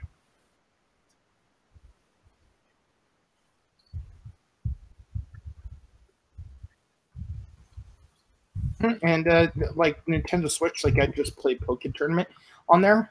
It's a pretty good game on the Switch. I mean, the one advantage the Switch has over the PS4 and Xbox One is local play. Like, you pull those two Joy-Cons out, you could play them in multiplayer, and they're good for like a fighting game multiplayer. Pokken Tournament? Is that what you said? Pokken Tournament, yeah. Is that like a Pokemon arena game? Kind of like also, they're bringing back the idea from 64 where they had the Pokemon tournament game. That was fun as hell. No, this one's a little different. That one was more of a Pokemon RPG. Wait a second, JT. The problem with the good thing about Pokken Tournament was you remember the anime from Pokemon, how they had like the Pokemon battling full combat. Mm-hmm. Well, what they did in Pokken Tournament is they took the idea from the anime combat, and they threw the RPG stuff on the side. They wanted to try, and they did a design from the anime. From the anime, it's like actually full form combat now. So it's like they use their elemental attacks in battle now. It's a good design choice that they did. I see Nintendo for taking that risk. It's like we get sick and tired of the classical RPG styles. I mean, they're fun. Don't get me wrong. I love the designs, but I would love to see the next full RPG Pokemon game have like where when you get into battle, and I've always wanted to see this, where when you get into initiate a battle, you take control of that Pokemon directly and you fight them action RPG style. That's what I want to see. See, I don't think that would work well because the formula for Pokemon's always been. It would work. It could work. It would work. But the problem is you just have to take that risk in order for it to work. Yeah, but I mean, just keeping with the lore that Pokemon's had, you know, since they've started building the franchise or whatever. It's always been, the hero's the boy, and his whole quest is to make friends and collect these little animals. You know, the main character of the animes and the games is supposed to be the trainer. But no, I mean, when you're the trainer, but like during the combat situations, you take control of Pokemon during the combat. Like, during the Yeah, I get what you're saying, but I mean, it wouldn't make more sense. I would rather see where it's like a live action where, okay, the Pokemon are, moving around the field, fighting each other or whatever, and then you get combat commands that you can shout out, and then... Yes, I could see that too. That would be another good idea, but right now, as we speak, we need to change it from the whole turn-based system to something different. Oh yeah, totally. Reflex, like the quick reflex systems, like you've seen Ash telling Pikachu to dodge it, use this, and like just having use quick attack commands and stuff, or like dodging, like quick time dodging moves. That'd be where quick time events would be useful. Is this thing like that? That's where I would say quick time events would be good. Oh yeah. So that's why I'm thinking the next one could be like, let me put it like this: Sun and Moon is amazing. It's an amazing game. I have Sun on the 3DS. It's an amazing game. It finally gets like it finally got rid of that grid system. You know how you walk in a grid? Mm-hmm. And every game had that grid system. It scrapped that. And now you have, so it's more free flow movement. You're not going more free up, flow down, movement. left, or right. You can actually move diagonal. Remember the GameCube games where you were running around a lot and stuff, like the Colosseum and DX or EX or whatever it's called? Mm-hmm. Remember those ones? Yeah. It was sort of like that. It sort of had that feel of movement. You had good movement to it. You had moving around, you had running around, you had a lot of stuff. It felt more open. It felt more flowing of how your character moved around and stuff. So it was good. It really was. So I'm just kind of concerned about. I'm just kind of concerned about how the game will turn out. I'm kind of concerned about how they're going to make the new one since they have something as powerful as a Switch, because that will be a system seller. That game when it comes out, when they get the new Pokemon game out, it will be a system seller if they do it right. Oh yeah, for sure, man. I mean, at this point, you've got full-grown adults in their 40s that are into Pokemon because they played the old Game Boy games back in the day, and they've got their kids into it. All of us. Let me put it like this: I was 10. During Pokemania system when that first came out. You remember the Pokemania thing, craze that went out like in 1999, 1990. I was 8 years. I was like 8 years old when that started, and when it finally died down, I was around 12. So, and now I'm 27. So, it's been around that long. Where I was a child when that stuff was popular. So, anyone in their teens that would have liked that are now in their adults. Are now adults. Parents now, mostly parents. Let me put it like this: people I grew up with, who I've spent childhood that are childhood friends, now have kids in their teens. So I'm gonna say it like this: I'm not surprised that grown-ups now, parents are playing. It's like, oh, I don't get you kids in Pokemon like that.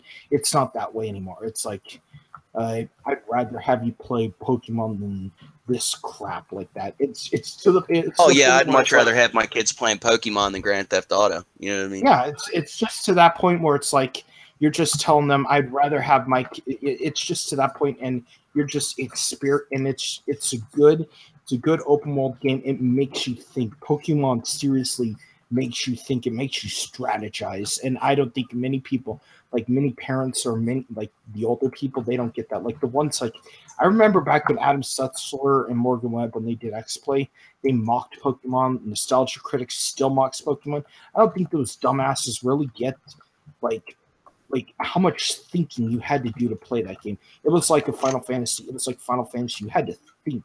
Oh yeah, you had to figure out which attacks were going to set you up to take an attack to set up for a stronger attack later and all that.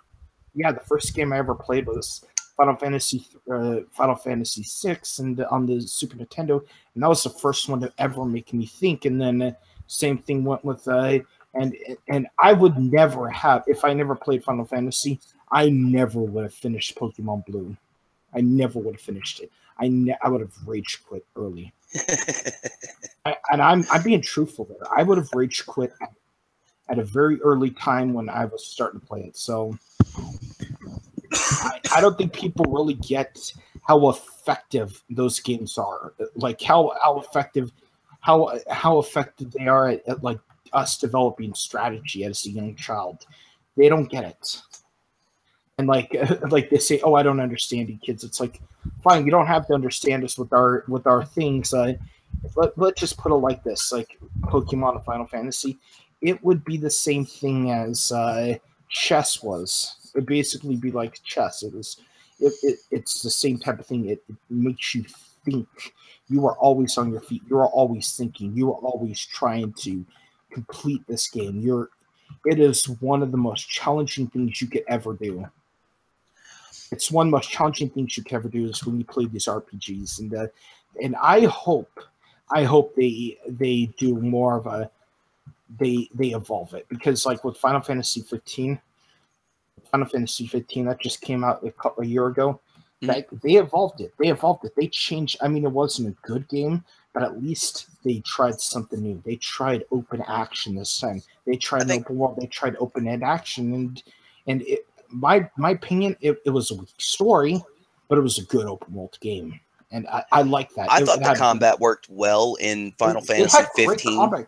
Like the battle system worked great, the graphics were beautiful, but the way they butchered the story to where you have to buy the DLC to get it all, and then there's at one point you go from I think it's like a train scene where you're getting Shiva. Oh. Or the ice goddess, whatever, I can't remember her name right now. But you're getting her, and then it cuts to a scene, and it says something like 6 months later or something, and it just kind of drops you into something, and they're talking about events that happened. You had lost a party member. They talk about that, but then they start talking about other stuff that happened that you just never even saw. They never even hinted at before then, and it's like, okay, well, what the hell what are you going on about? What did I miss here? And then then I did some research and come to find out that it was released in pieces, and they're still actually working on story scenes and cut scenes and stuff that they're going to release in patches. It's like, they've improved it. Yeah, I've seen that scene that you're talking about, and they've actually finally put that in the game itself. They finally put that in the game, but it just, I agree, it needs work. It really needs work. Like the game wasn't. They released it too early, but at least they're trying to finish it. I'm going to give them that credit. They are trying to finish it, but I just hope they don't butcher the 7 remake. I've been dying for that, man. Oh God, I've had a Final Fantasy 7 boner for like 30 years now. It's 25 years. I'm going to say it like this. I'm a fan of 6. I'm kind of a hipster there for saying that, but I am a fan. 6 had an amazing story to it. Oh, you had to go before, it had the best villain back and forth between the World of Ruin and all that. I'm say it like this: it had the best villain in video game history. I don't care what you say. Kefka terrifies me. That like the most flamboyant evil man you will ever see in your life. Yes, and he wears a feather boa, does little dances while he's intimidating you. Yeah. If you watched like the first season of Digimon as a kid and you seen Piedmon, it's like, holy shit, it's Kefka in Digimon form. and that's why I said, it's like, is that Kefka in Digimon form? And they literally put him in the Digimon form. They literally took the idea of Kefka, made him into this like psychotic evil Digimon. It's like, God damn, that's why I like the first season as much. With Kefka was cool too, because they broke away from that formula. I think that was one of the reasons I like 15, but that's something else. With Kefka, they broke away from the formula of, okay, the bad guy is going to be this big, he's going to have a horned helmet, and he's going to have a big ass sword, and he's going to look super evil. And then in 6, it's like, okay, well, this guy, he's brightly colored, he dances, he sings, he seems super happy about the evil shit he's doing. Like, he's a jester. He is a jester. He is like the best written villain in video game history, in my personal opinion. He is the best written villain I have ever seen in a game. I don't care what you say. I don't care if you try to say, oh, Sephiroth is better. He looks badass. I'd have to say Kuja from Final Fantasy 9 as far as the Final Fantasy mythos goes. He was... no, but I've always thought it was Kefka, but that was just childhood and always seeing him and stuff. And then they always say, "Oh man, the death of Aerith hurt me most." I'm like, have you played 6 with the death of Rachel? Have you played 6 and seen Rachel's death? It's like you've never played any of those games. That's what they did with the Aerith scene is they took what worked from all the games before, and that was one of the scenes that grabbed players was when when she died. So they just tried to recreate it for 7 with better graphics. You know what I mean? It wasn't as good though. It wasn't as good. They at least had a good story behind it where he was trying to find a cure for her and finds out after he finds the cure it doesn't work. It's a good story, and I just wish more games would look at that. The Final Fantasy creators would just look at that, just take this dark elements of okay, Kefka. And everybody says the best villain. I think I never played 9, so I don't know what the villain from that is like. But I've played 7 and 6, and take Sephiroth and Kuja and make them have a baby, and you've got Kuja basically, or Sephiroth and Kefka, and that's basically Kuja. He's got he's kind of modeled visually after Sephiroth, but he's kind of got that same. He's a villain, but he's kind of lighthearted about it. You know what I mean? He's and Kefka, and I've always thought this. I always thought him as, for those who never played 6 or never saw Digimon, saw Piedmon from Digimon. I'm gonna say it like this: what Kefka is. Think of the Joker from Batman. That's basically Kefka, but actually having let me put it like this. Think of the Joker, but with the power of the U.S. military at his back. That's what Kefka is. That is the best way to describe what Kefka is. Yep, absolutely terrifying. He gassed an entire castle village just to hear them scream.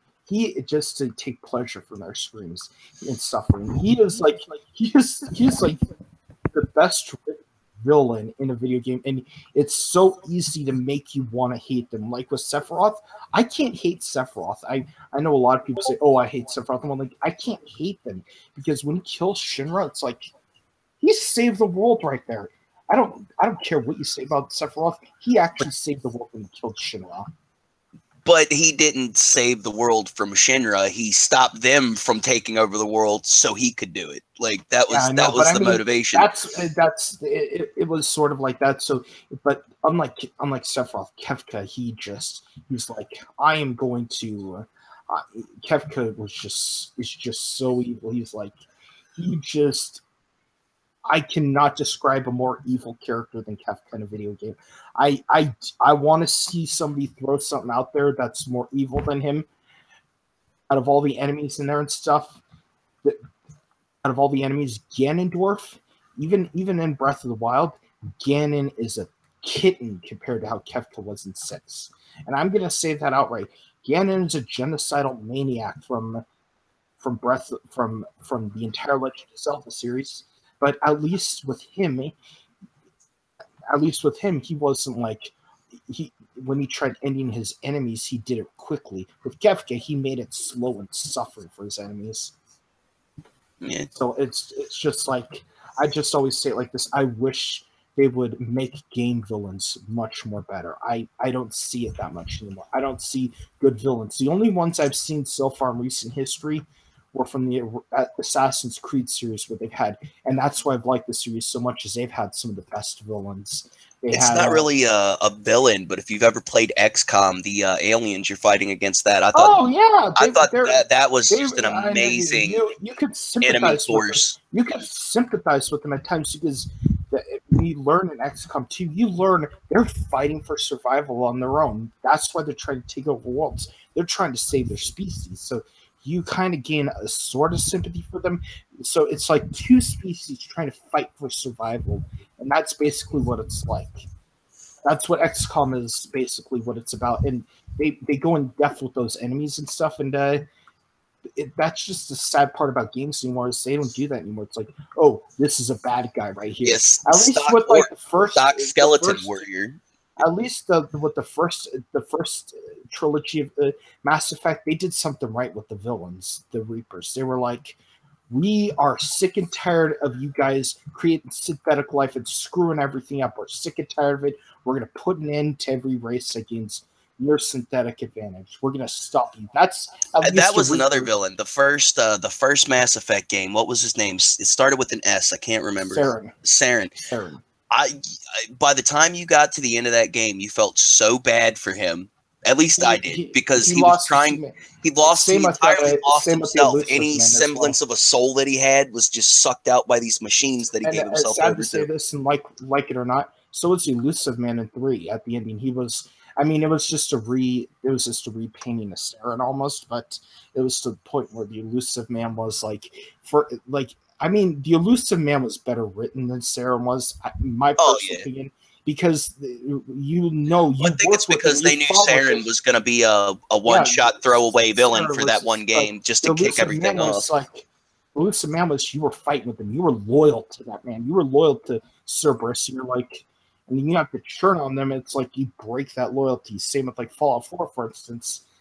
Let me put it like this: Fallout 4 tested my loyalty as well, because every Fallout series I played, I've always been in the Brotherhood of Steel. I've always been a member of the Brotherhood of Steel. That's always been my flag. I'd proudly wave that banner if it was real. I'm always been a member of the Brotherhood of Steel, and because they've always fought to protect the civilians from killing themselves, basically. Even if they were being selfish with the technology, they were literally taking the technology from them and saying, you don't know how to use this, you'll get this back when you know how to use this. Like, they're just...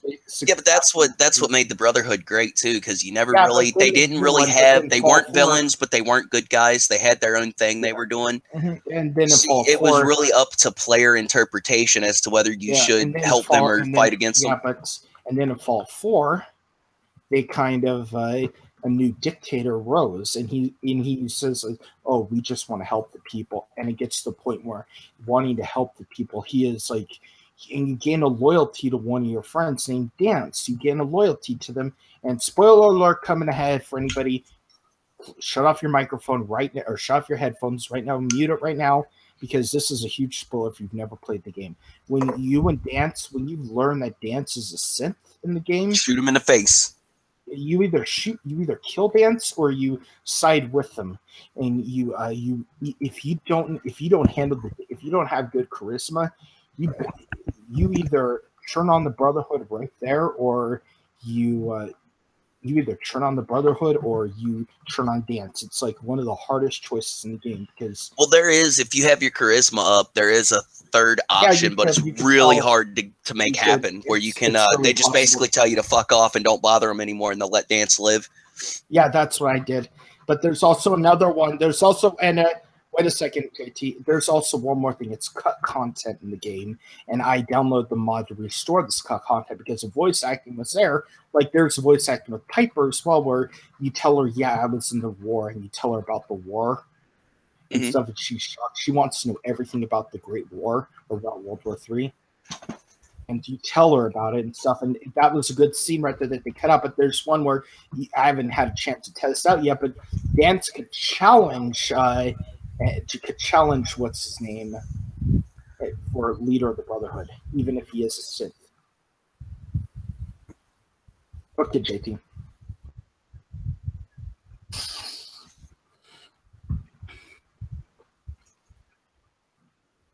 I'll be back in a minute. Go on ahead, Kate. Cena is a fan of Japanese anime and has mentioned that his favorite anime movie is Fist of the North Star. That is correct. They call me Bob. The first time maybe at 14 or 15 and just thought it was really well done. Superheroes fighting... Oh, is this what you were talking about?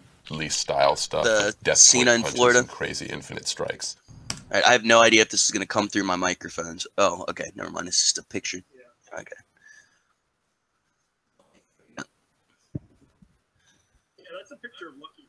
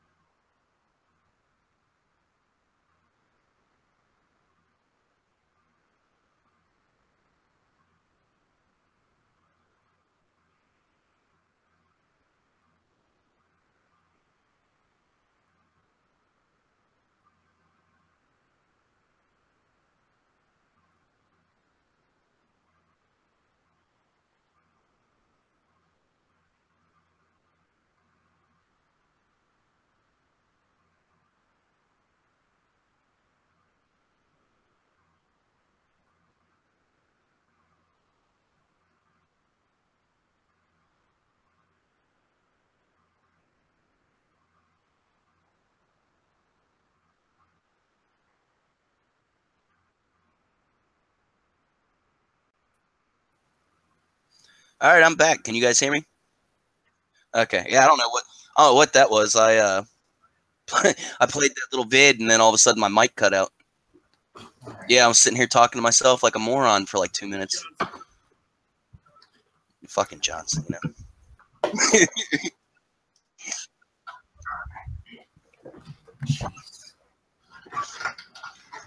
Okay.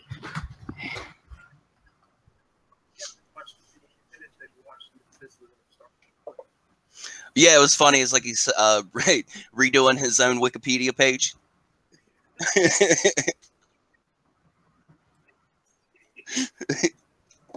Okay. All right. Okay.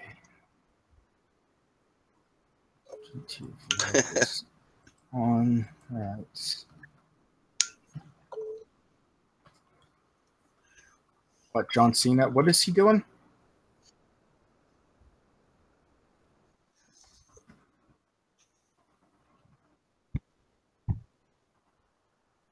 Okay.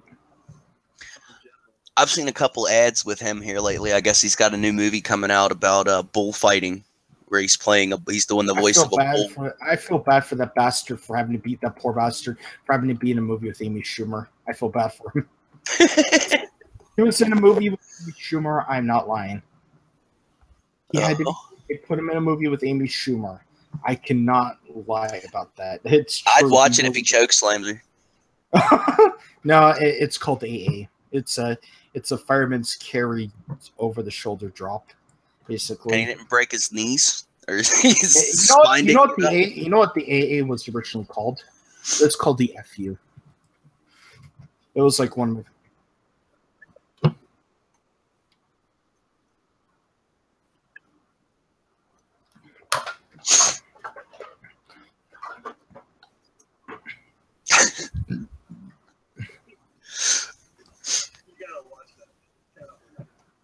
Mm-hmm. Well, oh, by the way, when I was talking about Fallout 4, about good storytelling, I mean, it had terrible dialogue, but at least the storytelling was good. The one other character was like father. The one saving grace for Fallout 4 for me was that I could just run around and slaughter everybody, man. Yeah. Like, as soon as you get out of the vault, just skip Sanctuary, go right down to Concord, I usually kill all the raiders and leave everybody in that building, and then just try to make my way to Diamond City, and then just try to steal everything I can. Yeah.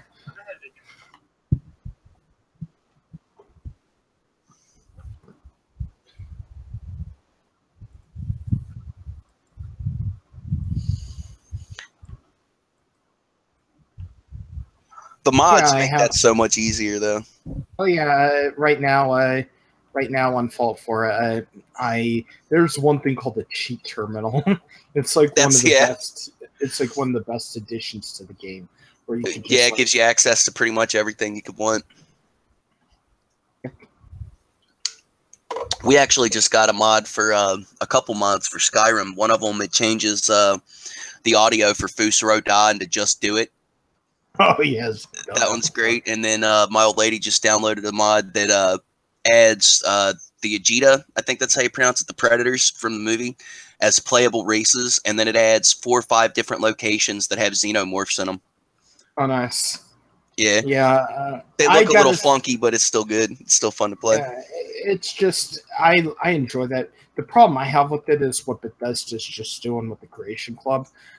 They just added in the BFG from Doom as a weapon. That'd be awesome to try, but I just don't want to give Bethesda any money for that.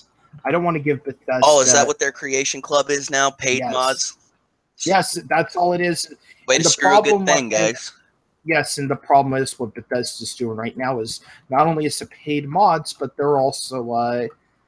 how do I put this delicately? They're also doing what they're putting into their game is they're also putting in I can't think of the freaking name of it right now. They're also putting in like their own things from other games. It's like it's their own DLC. They're trying to say, oh, it's from the modders, but no, it's actually DLC that they put in. Ah, so they're trying to pull the wool over everybody's eyes. Yes, it's like adding shit from other games they've made. You know what I gotta say? I think it was Trainless that really did it, but there's a mod in Fallout 4 for horse power armor. Video buttercup power armor. And it's called horse armor. Yes.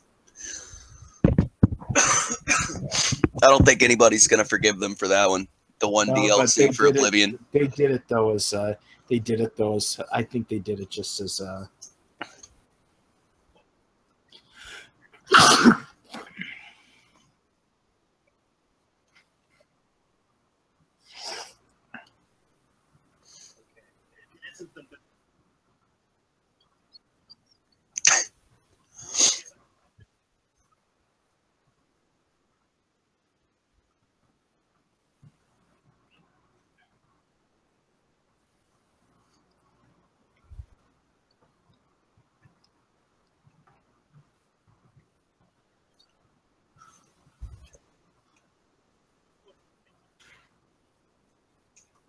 You know what? I'm going to say one thing about Fallout 4, though. I'm going to say one thing about Bethesda. I think it's Bethesda itself that wants to do this, not like the developers. It was a publisher. It was the publishers that did this, that want this. It's like the shareholders that is.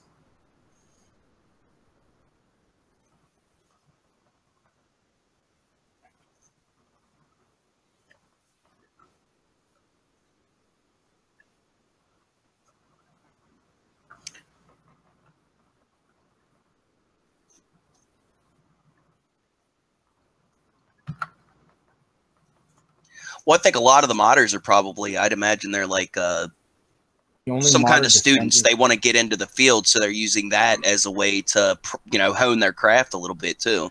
Yeah, and so now they're what? The modders, some of the modders that make the mods are going to have to register and. Yeah, but Nexus won't let that happen because Nexus is still there saying, we're gonna find a way of bypassing their blocks, and we're gonna still use our manager. That's what I like as Nexus mod manager. That's what I like about it.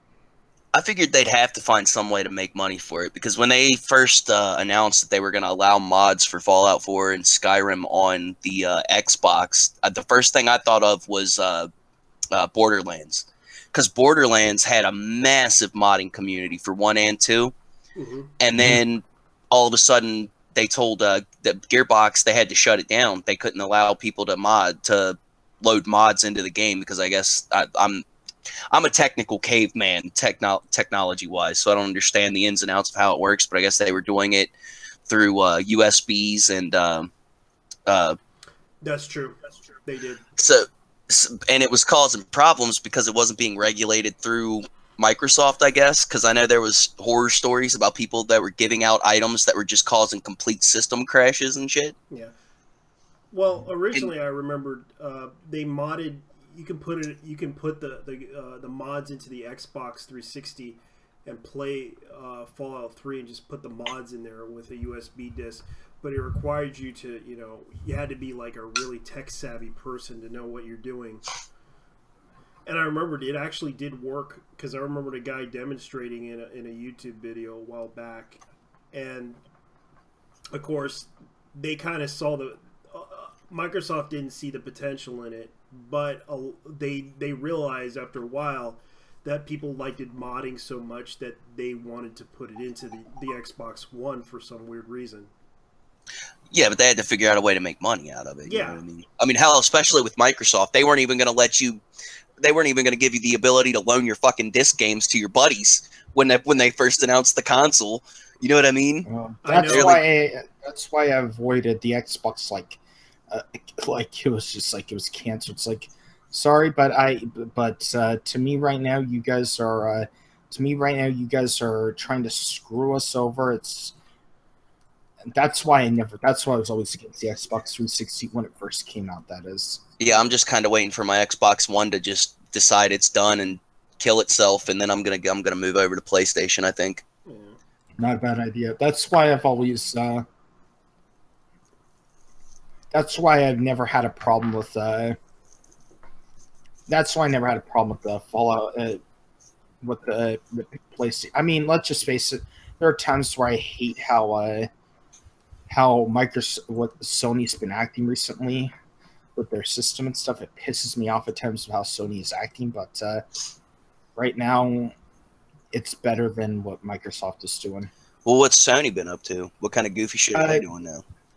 A bunch of, like, when Fallout 4 did mods, they were like, "Oh, we don't want to do mods. We can't do that," and they kept throwing in like curveballs every time Bethesda came up with a modding idea. They said, "No, we can't do that." Like right now, there's like for instance, for Fallout on the PC, right now I have a thing called the Gatling rifle, which they took the idea of the Gatling gun and turned it into a machine gun instead of instead of a minigun. They turned it into a machine gun instead. You change out the type of ammo that you have. They did. So I'm going to say it like this. Right now, how Fallout is working, like how PC is and stuff, and how just everything in general. What Bethesda's doing is a little shady in my book. Well, are you ready for the new game that they're about to release soon? Which one? Wolfenstein? Yeah, the new Wolfenstein that they're about to make. Kind of. Right now, I'm playing around with the Gatling rifle that I have. I love this. Things. That E3 for the new Wolfenstein looked amazing.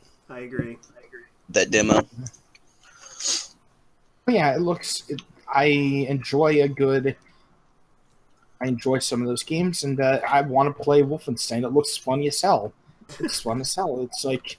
I just want to know when they're finally going to be like, okay, you're not fighting Nazis. They're going to have to call them something else because they're already talking. Wasn't it Call of Duty or something that they took out all the swastikas in the Nazi areas because they didn't want to offend anybody? Well, I guess they didn't want to offend any Nazis. I don't know what what the logic was. The thing is, Germany has a stigma about being Nazis, and they don't. Yeah, they don't want anything with Nazis. Yes, it's either the Australians or the Germans that screw up everything. Yeah, but instead, couldn't you just like make a version of the game for those regions instead of? They do that a lot, but then some of them do that, but others are like, okay, fine, we'll take out this integral part of our game for you. Spoiled brats. Yeah, I mean, there's opportunity there to just piss a bunch of people off too. If you just decide, hey, we're not going to cater to these laws, you guys just won't get the game. Then you have a gamer uprising about these bullshit laws in these countries. They do that in Australia a lot too. So yeah, they have been censoring a lot of games. They have been banning. Oh man, that's why I'm convinced Australia's losing their fucking minds, man. It's just every day some other bullcrap's coming out of Australia with tranny kids and force feeding, indoctrinating your kids, or you can't do this, you can't say that on television. You know what I mean? It's they're getting out of hand too. Yeah, it's just that there's nothing they could do about violence or anything like that because Australia's been like it always had its issues. Okay, vault sidearm. Yeah. And right now they've been trying so hard to advocate for certain things in games, and it's like no, I'm gonna say it like this. So like for instance right now, like the weapon I have, the one that the modder did for the Gatling rifle, it's just freaking awesome. But then I love just like how they try to come up with new innovative ideas and stuff, but then you just see just this bullshit like, oh, we have to make it so that the people in Australia can play the game. And I love what some of the developers said. Okay, people in Australia, we're not going to release the game there. Just pirate it. That's what they tell them, is just pirate the game. You'll get the full experience. Hey, I just remembered something. There was a game that Bethesda put out. It was right after, or maybe right before they released Skyrim, and I can't remember the name of it, but it was a multiplayer shooter game that was essentially squad-based. Like, you had two teams. One was, you were in this facility called the Ark, and one team was the Ark security, and the other team was like the rebel factions or the rebellion. That was, the whole story was crazy, but the gameplay was really good, but it never took off. I was wondering if you guys might have played it. Let me see if I can find the name of that one. I want to say it was called like Ark or something. Well, there's a game already called Ark. Well, this was this was ARC. Oh, ARC. Yeah, Ark. Like the whole thing was, the whole story was global warming melted the ice caps. So to survive, people made the power elite basically made a giant synthetic floating landmass, right? Well, then when everything started to flood, they got a bunch of refugees from all around the world that found their way there on whatever ships they could get, and then they built this. They built their own kind of settlement off of the main arc, but they weren't allowed in. They had to stay on the boat. So then it turned into this whole uprising thing where it was like basically the oppression Olympics in video game form, but the game itself was fun as hell. And it never took off. Let me see if I can find it real quick. Yeah, right now I'm playing some other games, but lately I've been playing World of Warcraft, getting addicted to that game. World of Warcraft? Yeah. I World of Warcraft, yeah. Oh, man. Do you have back pimples yet? Not yet. Yeah, it'll happen, dude. Your hair will get greasy as shit, and you'll start getting pimples again like you're going through puberty a second time. That's what World of Warcraft does to you, man. I know, because people are like eating. No, it's because a lot of them are like eating Doritos and cheese and all that other greasy foods. Like a lot of people have done that. It's no joke. No, it's one of those things. It's super addicting. Like I used to play it all the time. That's why I quit, because I had it for about 6 months, and I was just like, okay, yeah, I got to get rid of this. I'm getting pimples again. I'm in my 20s. This shouldn't be happening. Yeah, the way the game is right now, it's like it's very grindy as fuck right now. You have to grind your ass off, and also try to do all the quests and shit. That's pretty much what the game is right now. In order to do like PvP or freaking raids. Yeah, you got to figure there's probably the PvP players have been playing this game for 15 years now, right? Yep. It's a pretty old game now. I'm surprised. But yeah, right now they're oh man, people are just making memes of this anime that I just posted. It's Star Trek games. I did not know that. Yeah. Please clap for me, Kotaku. Well, they're just making memes of it. Command and Conquer generals. I'm looking at this. This is funny. They got Donald Trump, Kim Jong-un, and ISIS as a meme. All right, I'm gonna drop this in the Nurgle chat real quick. It was a game called Brink. Brink? And it was I remember that one. It was amazing. I absolutely loved it. But nobody freaking played it, dude. The whole point of the game was it was supposed to be team-based with no AI. I can tell you why. Is that? There was some bugs in the game. Some people encountered bugs I believe in the PC version. Especially the guns were kind of off. Even though it was a good... I thought it was a really good, interesting concept too, but it just... Yeah, I was hoping they would expand on it, make a second one, and kind of improve it. Because, like, the gun handling was a little clunky. Sometimes you wouldn't power slide right when you press the button and stuff like that. Yeah, what game we talked about? Brink.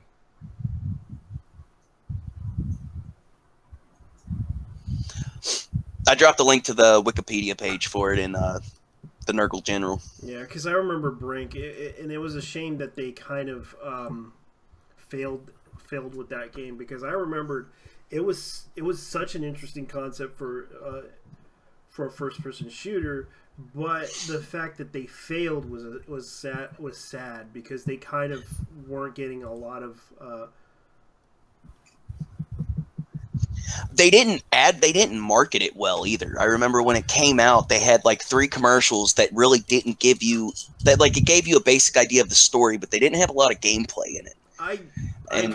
I did see the gameplay of it when it was on YouTube, and I remember they were like showing the gameplay, and I thought it was a great idea, but at the same time, it's like my friend told me that he didn't like the game, and it was like, okay, because I took his word for it, and I just wasn't able to buy it. I think a lot of people might have been turned off by the system they used too, because it was supposed to be squad based, but everything, like, you had different soldier types you could pick from that you could use, and they all had different jobs that they had to perform during the mission, whether it was hacking or setting landmines and turrets or building barricades and stuff like that. And you had to put a lot of thought into what you were going to try to do, depending on the mission and what there was in the level to do. You know what I mean? Yeah. And I remember that it wasn't the best. It wasn't like the best anime out there. Actually, not the best game out there, because I know that it was at the same time when I believe. Let me see if I can remember. It was when they were about to release Battlefield 4 or 3, if I remember correctly, because Battlefield 4 kind of took the top spot. Yeah, that seems to be, that's like the story of my gaming life, man. Is like I get into these games and everyone else is like, oh, nah, it's shit. And I'm like, fuck that. I've played this game for 150 hours already. You know what I mean? And it sucks too, because with online games, if there's not a fan base for it, like there was, what was it called? It was called Front Mission. They did it was an old PlayStation game, and then they redid it for Xbox 360 and I think PlayStation 3. Yeah. And it was an amazing game. It was all it was like a mech builder. You build your giant robot and then you go whoop ass. I remember that game. Yeah, and it was fun. It was a really fun game. Well put together, not as complicated as like Armored Core. And it played really smooth, but they didn't have enough content. They didn't have enough multiplayer maps. The story was really short. I could tell you why it didn't do so well, because I was kind of upset because all you were doing was spamming missile after missile. And I remember... Yeah, like when I got it, I was expecting the turn-based chess-style strategy game that the old Front Missions were. And they went first-person with it. And it's like, first-person, it was a great concept, but at the same time, when you're online fighting people, all you're getting hit was by missile launches, missile lock, missile... I was just like, I can't even defend that shit. It was like, why can't I defend this shit? I should be defending this shit. And it's like, all I got is a shield and a gun, and I'm trying to shoot a guy, and I'm getting hit by freaking missiles up the yin-yang. And I'm like, I thought this was going to be a great game, but it just, why are people just getting... I'm going to say it like this, I hate spammer games. Yeah, that's what happened. They just spam. That's the problem with a lot of games, is they just allow there was no balancing out in that game, because that was the biggest issue, because it just wasn't balanced enough to play online, because you were just getting hit by missile after missile, and you lose every freaking fight, and you just have to buy a freaking missile in order to farm that shit. And it was like, it was so easy for players to do that in the game. You couldn't even evade some of the missile attacks against you, let alone try to use like a flare just in order to avoid it. Well, that was the thing with that one. You had to pay attention to your build. Like you could effectively juke and dodge the missiles, but you had to build like an ultralight, low armored speed demon mech. You know what I mean? Something that could just shoot across the field at lightning speed. And they were really hard to control once you actually had them built. That was a problem in the Armored Core games too. Is like if you play against somebody in Korea, guaranteed you're going to fight against a sword mech, and they're doing all this crazy shit, but for some reason American players cannot figure out they couldn't figure out the lighter builds. Yeah, and that was the bigger problem with that game, was that you're limited on a certain amount of builds you can do, and it's like, I just want to shoot shit and just use. I just want to pretend to be a Gundam pilot for a while. Yeah. No, I gotta say, I like some of those games, but it's just to the point where it's like, sorry, but they just get old after a while. I know, and I kind of wish they kind of succeeded, but at the same time, the company that did that also did a fighting game, which you may know. Which game? It was the Killer Instinct on Xbox One. Oh, okay. Oh, okay. Yeah, they did. I haven't even played that. They've had it up. They had it up for free in the game store, and I have no desire to play it. I don't know why, because I love the original Killer Instinct. I did It was one of the too. best fighting games ever made. I did too, and of course the company that did that also did the what was it? Front Mission. Front Mission game, which was first person. I did like the RPGs for Front Mission. I loved them to death. Yeah, they were fun. Just the customization alone was fun in that, man. Yeah. Just seeing how crazy you can make it look with what they gave you to use. My godbrother played that game. He played that game a lot. He had the import of it, and I was just like, man, I wish I could play it. And then after a while, I managed to get the emulator and played it, and it was actually okay. Took me a while to learn the language, but it was okay. And I actually beat that game. I was just like, oh, this is easy. Yeah, there's a lot of games I wish I could come up with translations for, man, older games. Like, there was a Shadowrun game that was only released in Japan that, like, I've seen some footage of it being played, and it looks really, really fun. No desire to learn Japanese to play it, though. Not gonna happen. Yeah. I remembered there was one game that I wish they would have brought over, which was, let's see, I know it was one of the series that they tried to attempt to bring over, which was the Super Robot War series, but that's not going to happen because a lot of the stuff that they licensed is not licensed here in the United States, and plus Harmony Gold would sue the hell out of them if one of their own mecha shows were on that game. Yeah. Let's see, what else is on the news right now? Because I'm looking at some news right here. The world ended yesterday. That was in the news. Right. We're all dead right now. It's a huge cataclysm. Cataclysm, I remember. Yeah, we were talking about that last night. I just don't understand how anybody can take them serious. It's been so many predictions. The world's going to end because my Christian math. My Christian math said that it was like, it's like science. Like my science. My science. Yeah. That shit kills me too, man. Because it's like, if you took the time to read your own holy book, it says nobody knows when this is going to happen except for God. Not even J-Dog and the boys know. Yeah. Nobody knows the time or place of when this is going to happen, and they keep saying, "Oh, it's going to happen this time. It's going to happen this time. The world's going to happen." I know it. Like, it did play out differently this time. The guy who made the initial prediction came out, I think the day before, or early in the morning yesterday, and was like, "Oh, I was wrong. I was wrong. We have so much more time because my math was bad." It's like, okay, so this is gonna be the new thing. Now it's gonna be, let's get everybody amped up, and then before everybody spends their life savings, we'll just tell them we fucked up. I can prove that in science someone is gay. I can prove it with my science. Are you kidding me? I think it's just funny as hell that these dumbasses, these so-called dumbass Christians, these dumbass doomsday. I mean, some of the people, the preppers, I don't have a problem with them. They actually aren't dumb people. They know what they're doing, but it's the people that are the other people that are just like, oh God, 2012 is coming. Remember that, like December 21st. Oh God, yeah, that was fun. Where they said, with the preppers, man. I think the only reason the preppers get a bad rap is because of that show that was on. What was it, Discovery or whatever, a few years back. Is like they found the most goobery sons of bitches they could for the show to deliberately make the whole idea of preparing for the worst like seem completely insane or stupid. Yeah, and they literally picked the craziest people. Like, there's one guy, when I was watching this, one guy was like saying, we could just live off of, we're just going to live off of the land or something like that, or we're just going to live off of the nature itself. And in the meantime, the dude doesn't have any kind of farm plotted out on his land or anything like that. Yeah. Mm-hmm. And then I found that funny as hell.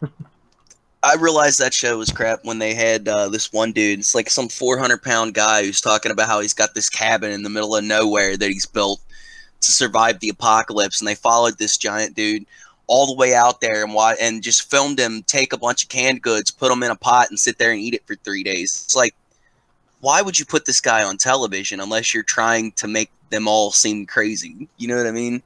Yeah, I know. It really did give preppers a bad name. That show did really make preppers look crazy. But I'm gonna say it like this: there are some smart preppers out there. My that name is just Merriweather. prepare for the You probably worst. Oh yeah, I'm sure if not there was bad to any in prepare Florida for- or Texas since these past I two would- hurricanes, they've been the saving grace of their community at some point. Yeah, they have, and I'm gonna say it like this: for instance, myself. I have like a lot of food supplies backed up. I have farming supplies backed up. I have fertilizer backed up. I have a lot of stuff backed up as a backup of a just in case situation, not as oh god, the world's going to come to an end. The world's going to come to an end. Rebuild civilization. No, that's not what I have it for. I have it for just in case like something bad were to happen. Tornadoes, earthquakes, volcanoes. Volcanoes. Yep. Whatever worst thing that could happen, we're prepared. Is basically all I'm doing. And I look at these like crazy people. It's like, oh, the world's coming to an end. The world's coming in. These people don't even know how to. These people don't even know the basic stuff. It even caused a moral panic too. It kind of caused a little bit of a moral panic because there was a video that someone actually put it up on in California. I heard in California they were like airing in Orange County. Someone was airing the message that at the end of the world is about to happen. The end of the world is about to happen, and it was. Oh yeah, they said that it was somebody had run an emergency broadcast test and didn't do it right. They screwed it up somehow. I can't remember what it was. Yeah. And then they had audio bleed from some doomsayer bleeding into the emergency broadcast network. Could you imagine that, dude? Yeah. 11:30 at night, you turn on your TV, the world is gonna end. Prepare for times of trouble. Dude, I'd shit myself. I ain't even gonna lie. I just fucking crap my pants and then start praying, dude. Until everything looked like it was gonna be all right. Oh my god, I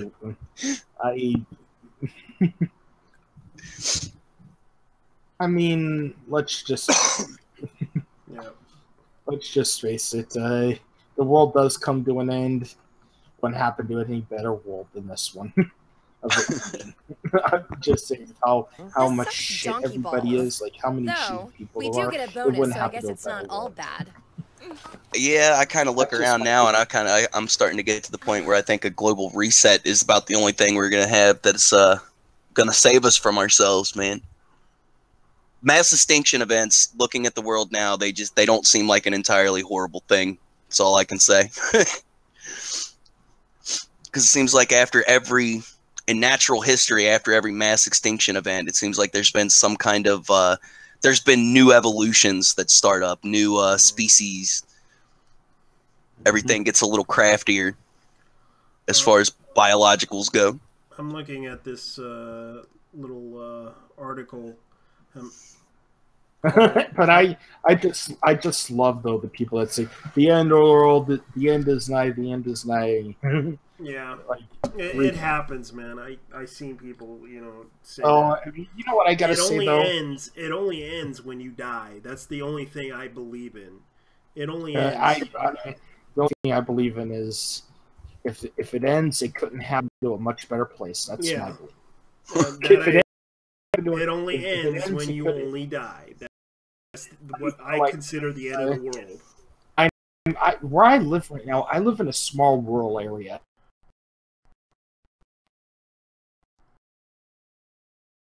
And Montana would survive on.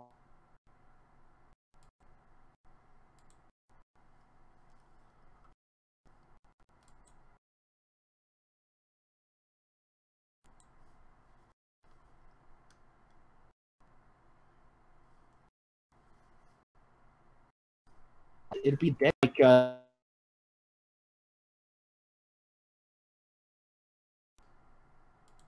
those areas with action. I like to think we'd be all right if in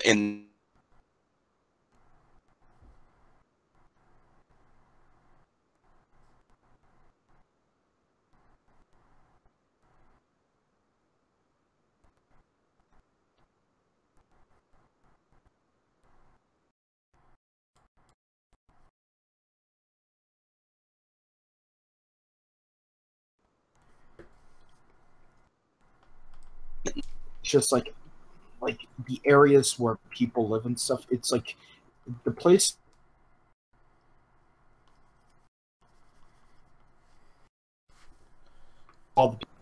That's how I view it.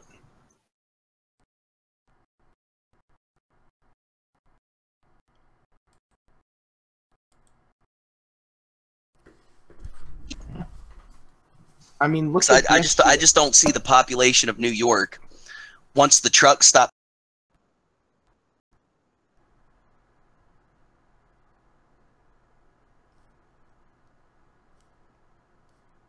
go and hunt and do all that stuff. Yeah, exactly.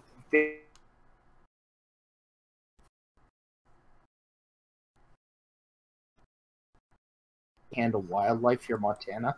All the time they try lecturing us, like saying, "Oh, you guys have to do it this way. You're supposed to handle it this way and stuff." And they're like almost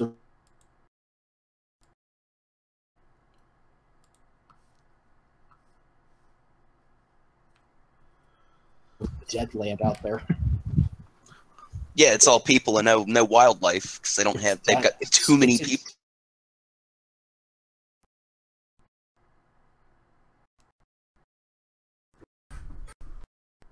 Because it's technologically advanced, quote unquote advanced.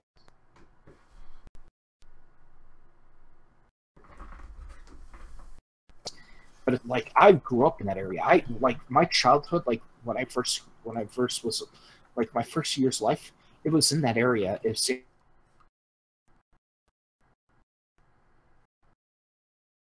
I lived in that out here, and it's like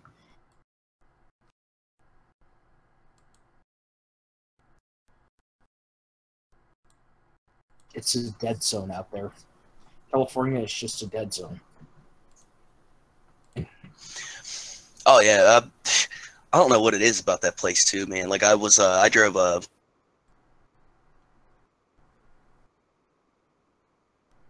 most disgusting place I've ever been in my life is LA. Like you can smell the city from almost 100 miles away. It's that bad. Yeah, and like the big YouTubers and all the celebrities are talking about how good the place is. Like, oh, this is where we live and stuff. It's like this is a beautiful town. It's like it's the most expensive piece of hell crap it you've is.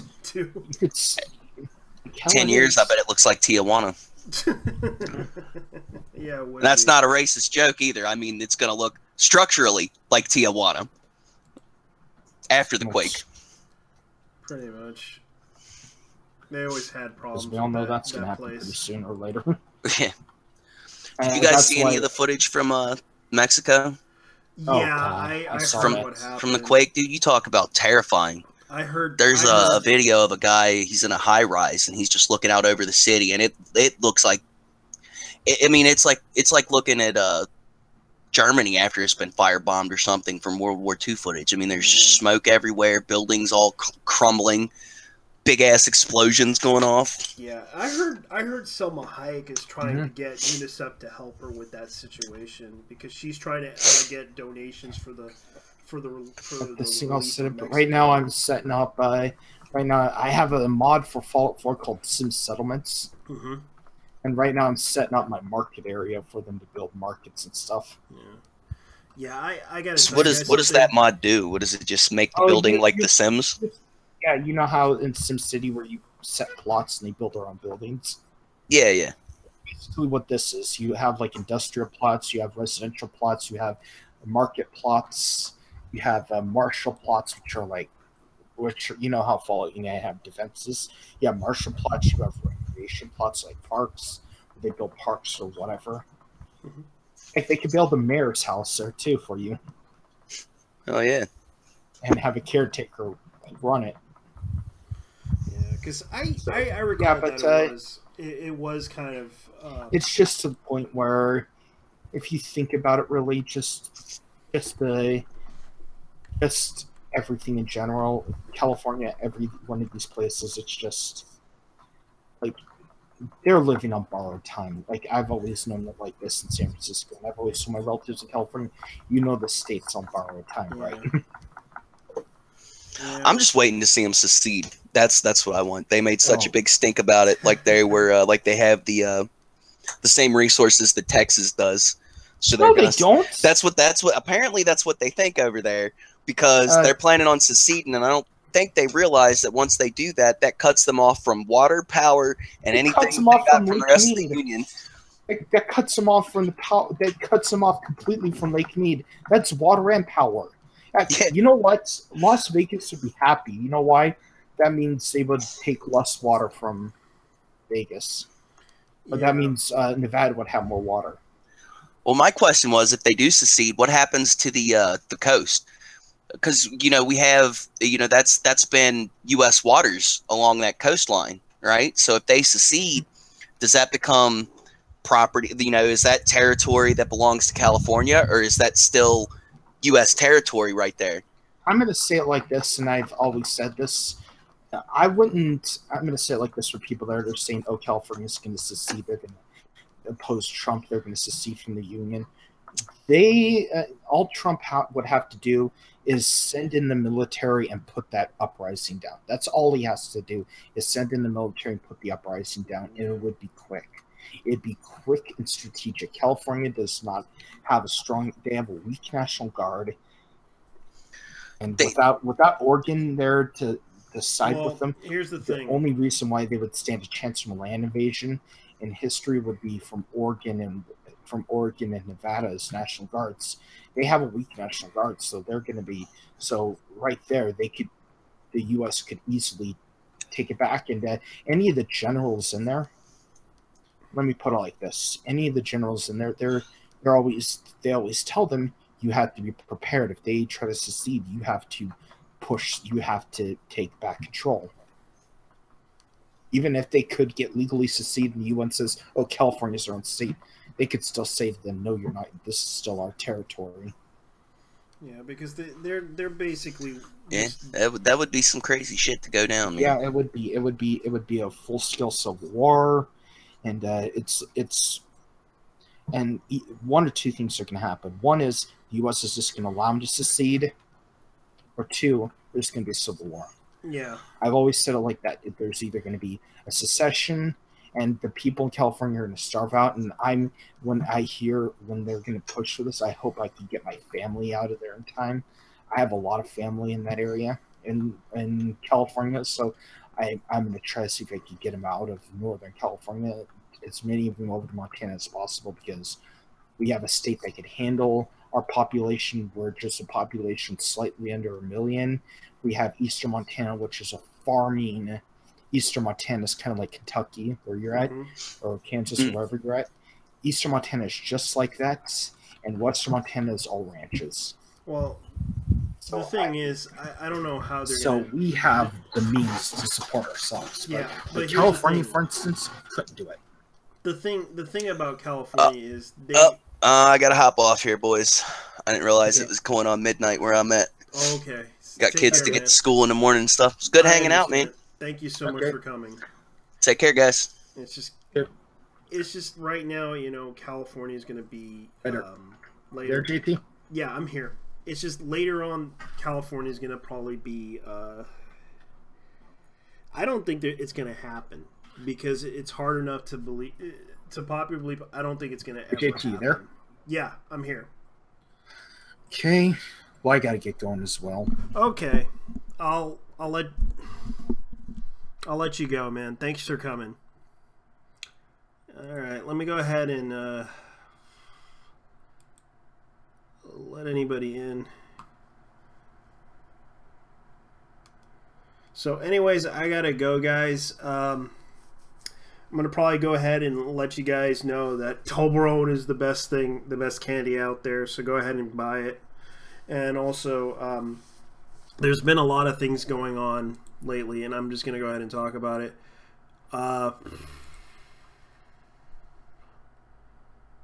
Let's see, Star Trek's Discovery. I haven't watched it yet. I might watch it later on.